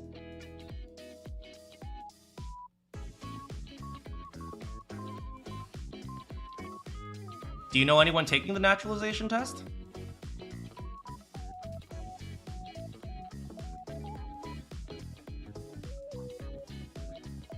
What was I saying? Yeah, like, you know, there's good and there's bad in history, and, you know, you have to view it as, you know, the entirety of it, right? Nobody is good or bad, right? I'm just using Civil War as a contextual point, but, you know, you can use anything as a contextual point since we were talking about the Civil War, right? You know, people just say like the South was bad and the North was good, but it's not like the North was innocent. It's like the North did a lot of, you know, not so great things. One of them was the North was freaking pompous and arrogant because they had more manufacturing than the South. It's like the North's culture of essentially just like, you know, forcing their... Essentially, the North had this force our culture down your throat in the South. So it's like you can't really argue like necessarily that the North was entirely innocent. And, you know, for those of you who don't actually know, for those of you who have been studying the Civil War, and the Civil War was fought about slavery. Civil War actually didn't have very much to do with slavery. It just so happened at the very end, Abraham Lincoln realized, oh, we're about to win the war, let's hurry up and add slavery to the list of demands. But the Civil War was actually more of a economic and cultural battle than a slavery battle. But I mean, we should be thankful that Abraham Lincoln added slavery at the end as well. Anyway, where were we? We were going over this. Ah, yes. Who would win, Dwayne Johnson or The Rock? What do you guys think? This one's a tough one. I don't know.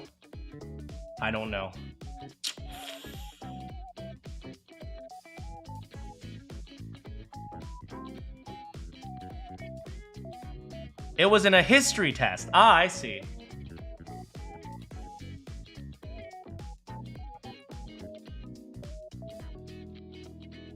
Wait, you had a history test that talked about a naturalization test? Have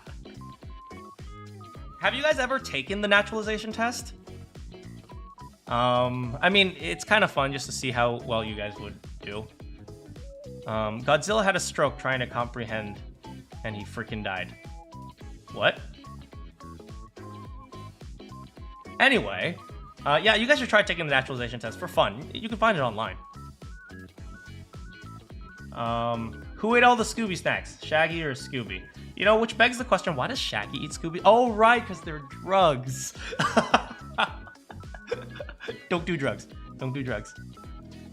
The Rock and Dwayne Johnson. I don't know. The Rock and Dwayne Johnson. I don't know.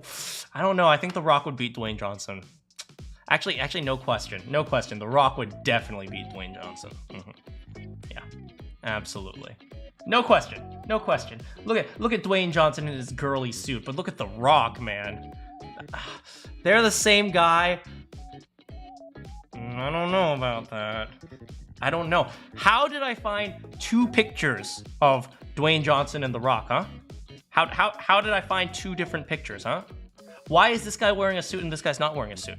How could that person be the same person? He's wearing a suit, he's not.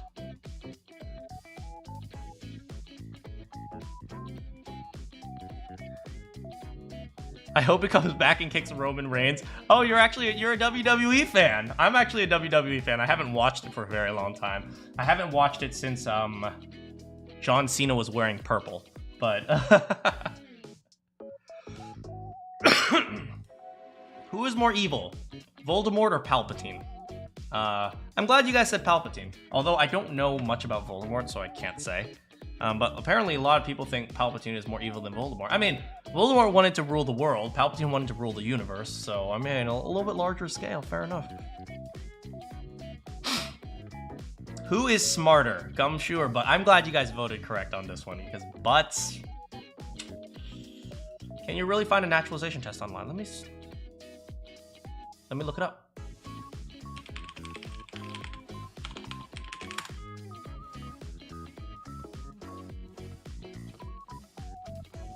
Here we go. English test, ability to speak and write, civics test.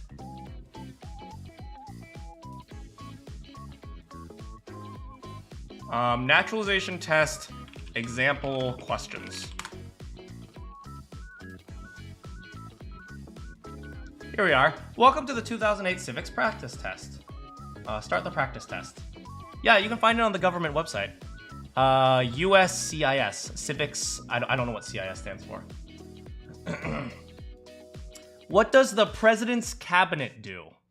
A, command the US Armed Forces. B, all of the above. C, advise the president. Or D, make laws. I don't know. The president's cabinet is for storing books. Wait, the president's cabinet?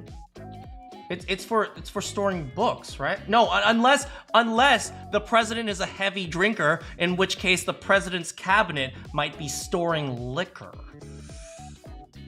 I don't know.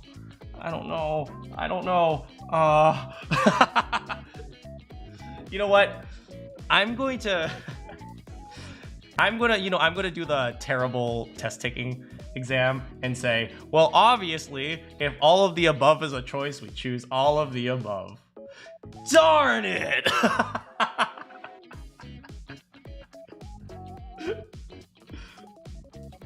Who signs bills to become laws? The Chief Justice, the Secretary of State, the Vice President, or the President? Who signs bills? Okay. Well, I remember when I was younger, I didn't have paper to write on for an autograph, so I gave someone a $1 bill. So, who was that celebrity? I think it was Jack Black. Jack Black signed my $1 bill. So, okay. Jack Black's not an option. Dang it. Okay. We'll choose the longest answer, which is the Chief Justice of the Supreme Court. Dang it! The correct answer was the President. Oh!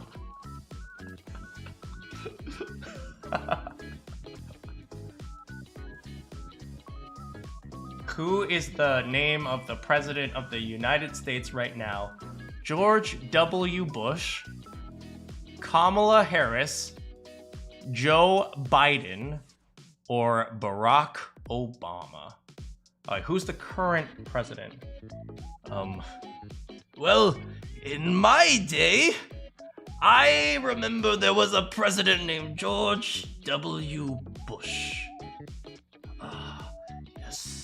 Yes, I don't think there was a president who was elected after George W. Bush. But then again, I have memory issues. So, because I am a boomer, so I will say George W. No! The correct answer was Joe! Who is Joe?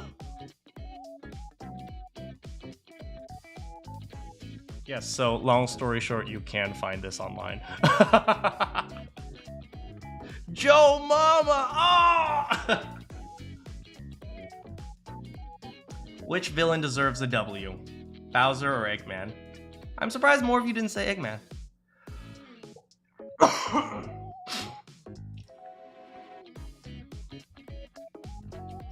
Yeah, apparently Eggman has had a tough life, whereas Bowser's just a dude.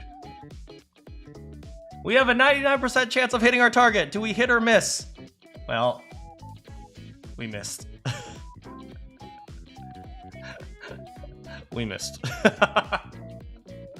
You guys are the worst. You guys are awful.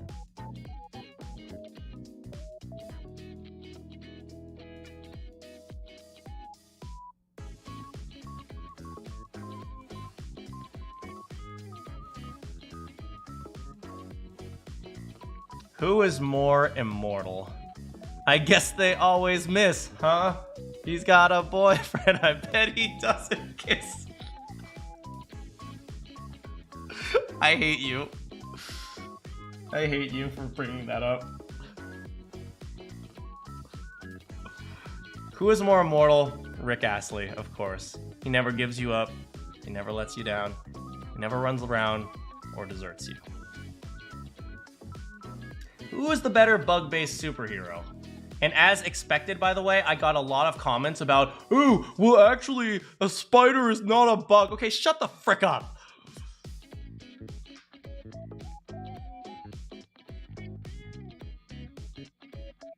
And of course it's Spider-Man. Everyone loves Spider-Man.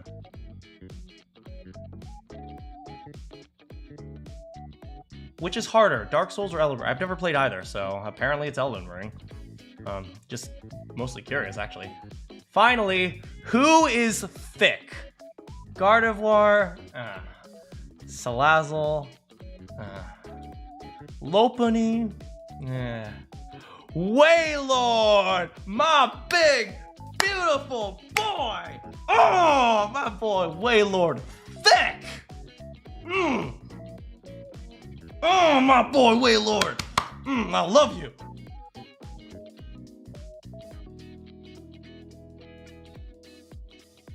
Ain't nobody thicker than Waylord. My boy, 1,000 pounds of the thickness.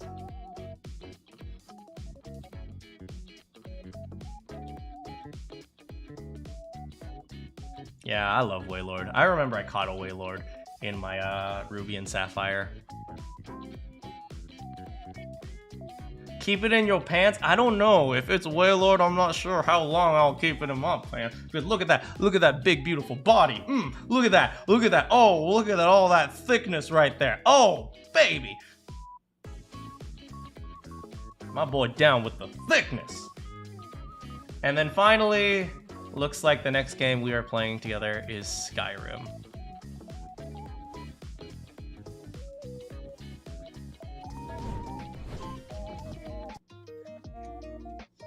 Yeah, I think, the stream is coming to a close, but thanks so much for hanging out with me.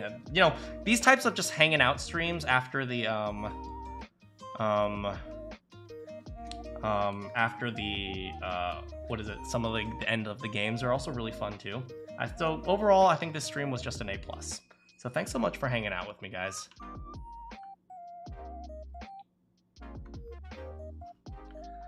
I'm not sure if you guys can tell, I'm still a little bit sick. I still, cough a little bit, but overall, I am just happy that the day ended up being better than how it started, which is getting my car towed. God That's the second time. It's the second time. I'm not going to talk about it. I'm not going to talk about it. You know, this day has been good. I'm not going to ruin it. Yeah, so thanks so much for hanging out with me, guys. I think I better get going because dinner time is coming up soon. And I just want to eat something and maybe a nice bowl of soup. Oof for my car, you know, it happens often. Thanks so much, everyone. Good morning, good afternoon, good evening, good night. If you have any quests for me, I'll see you all next time.